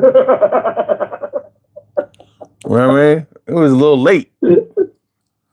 All right. The movie just made it even worse. I knew she was crooked. All right, let's go to the poll question, y'all. And the poll question deals with what is the real measure of being an adult in your opinion? Like when these kids be running around here talking about they grown. What makes you really grown? Huh? Clearly struggle and confusion. That's what that's a tough one. Struggle and confusion. I don't know. Wonder why the hell we asked for this shit for so long. Can't wait to be grown. What stupidest words? Those words are so stupid. I ain't never say those words in my life. I knew in my youth that the youth was where it was at. I have never, ever said I wanted to be grown or couldn't wait to be. I've never said no shit like that. I watched both of my sisters say that shit, and I was like, and I watched them fall on their face because of it. I was like, shit. I said I want to be 16 for life. My mother laughed when I said it. She had a good laugh, and you're gonna find out. She should have kept talking. You go find out. You should have started listening. She was right. She was right. Yeah. I ain't see nothing. I ain't see nothing going on with adults that I envy. Like, okay, fuck out of here. I wanted to be the young person that could do everything that they did, but I could go back to not being convicted for it. All right, so 20% said. Wait a minute. Before I get into that, let me ask y'all personally. What do y'all consider the biggest element of being an adult to be? Responsibility, paying fucking bills, owning shit, and experiencing death at an extremely high rate. Huh? God damn. I don't want to be. No wonder you didn't want to be an adult. I'm cool. The The most important of all of it in a nutshell is the first thing you said: responsibility. Mm. Responsibility is the most important component of being an adult. Mm. Everything falls under responsibility. All that you said, Kim, falls all under responsibility. I think you're right, but I'm going to say, even though I agree with the responsibility thing, I'm going to say that for me, it's probably the non-dependent part. I think it's the non-dependent part, because with the responsibility thing, you can be given a lot of responsibilities as a child. Like, for example, when I was 15, 16, I remember my man, he had to work and help his mom pay the rent for him and his sister. You know what I mean? That didn't make him an adult, but he definitely had a lot of responsibilities at a young age. So while we was partying and, you know what I mean, he was working. And I remember he worked at the A&P and Mini Mart, you know, after school, all the way up until like 11, 12 at night. And his mom worked there too. So he had a lot of responsibility, but that's not what made him an adult. I would say that you're an adult when you are non-dependent on other adults in order to make it out here. That definitely makes you an adult in my eyes. Like when you can actually work and take care of yourself, pay your own rent, mortgage, or whatever, feed yourself, clothe yourself, and possibly even take care of a child that you may be raising. I think it's hard for me to deny that you're an adult when it comes to that. And that's regardless of your age, because that's not an easy thing to be able to say that you can do. So I'll say the non-dependent part. Okay. Okay. So 19% said being over 21 years old and out of the house. Okay. For a lot of people, I would say that that's an easy measure, a non-sociable measure, but cool. 12% said having a child yourself. Only 12% said that. Okay. All right. 66%, the overwhelming majority, said paying your own bills and being non-dependent. Yeah,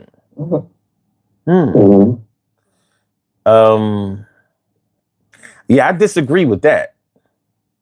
The non-dependent part, y'all know I agree with that. But paying your own bills, yeah. Unfortunately, you got a lot of kids running around here thinking they grown because they pay their own phone bill. And that's the only bill they have. You know what I'm saying? So that's why I'm like, I don't know, to pay the bills part, of paying the bills. When I got my first job, my mom said, you can pay the electric bill and buy my TransPass for the week. Okay. That's all she said. I mean, that little bit of money I was getting, she got that little bit of money I was getting. And 3% said anytime you don't want to listen to other adults. Like, okay, you must be grown. Cool. No problem. Yeah. We going all that responsibility, that non-dependence, all that shit is about to come on you since you don't want to fucking listen to nothing adults have to say. Cool. You grown now. Now you got to remember that legally being 18 makes you an adult. Yeah. So they said, I don't give a fuck what bills you paying. I don't care what roof you living under. I don't care about none of that shit. Do a fucking crime and see how you get tried. You ain't going to know you study center. You're going to another place. You going? It's this place called CFC. At first, you're going to the CJC, to the CFCF, to the DOC, or to PIC. Okay. Any worse than that? You going upstate. You going to the state center, not the to the state. Let me see.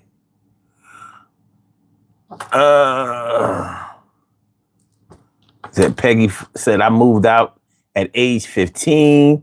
Said, please, I was paying the bill. He said, paying the bills. She says, paying the bills was easy. What up, Stacy White? And she says, I was. Who done that? Peggy Fleming in the chat. She said, I was trying to get them. Age 15, damn. I think she was saying I was tired of getting my ass whooped, and those hands.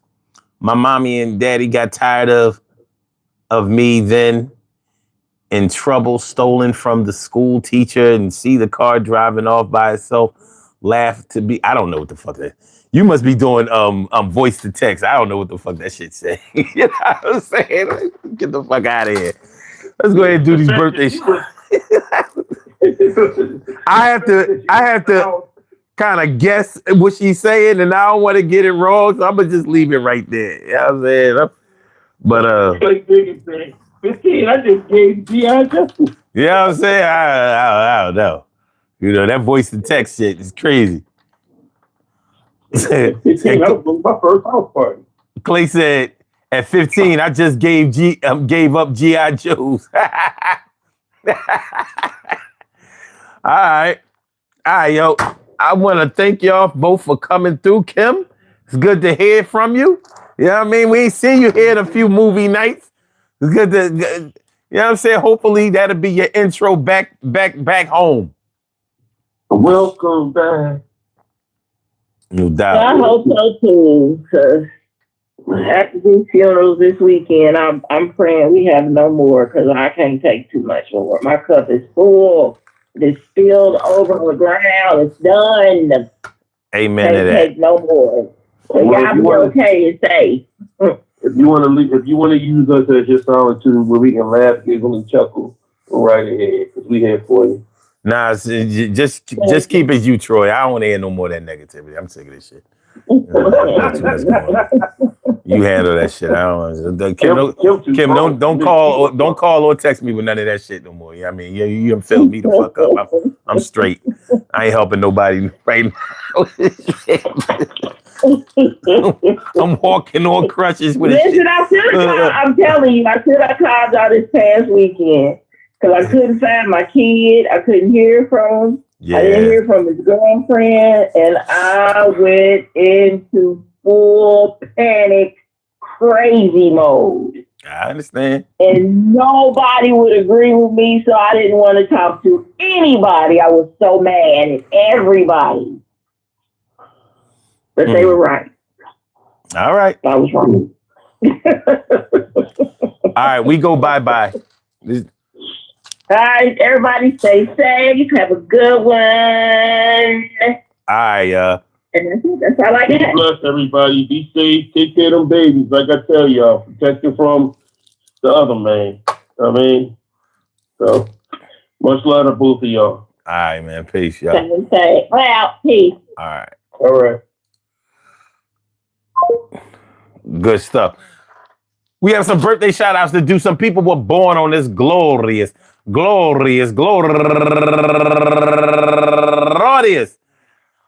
August 5th, and they deserve to be acknowledged. So let's go about our business of acknowledging them and making them feel special, because they are special, because they are special, because they are S-P-E-C-I-A-L. They get the R-E-S-P-E-C-T. They are S-P-E-C-I-A-L. They get the R-E-S-P-E-C-T. They are S-P-E-C-I-A-L. They get the R-E-S-P-E-C-T. They get number one out the box, Anita Laws, and also Terry Brown Taylor, Nettie Flippin, Vivian Wharton, Taj Witt, Harmony Meehan, Serena Taylor, Katie Torres, Lynn Parker, Chad Jones, my girl, Terry Hawkins, Sadrina Guy, Jay the comedian, and L.A. Brown, La Brown. I want to say happy birthday to all of y'all. And I hope that today finds you all in good health, happiness, mind, body, soul, and spirit.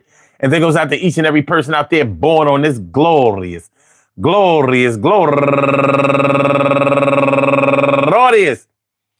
August 5th, anywhere out there in the world, worldwide, internationally, and universally. All of y'all go ahead and turn up. But don't turn up too loud. Just turn up loud enough so everybody can hear you. Rock out, rock on and do the damn, to rock out. Rock on and do the damn, rock out. Rock on and do the damn thing and do your thing, y'all. Represent the queens and kings and do your thing, y'all. Represent the queens and kings. Good things happen to those who wait. Great things happen to those who grind. And anything can happen to those who go for theirs.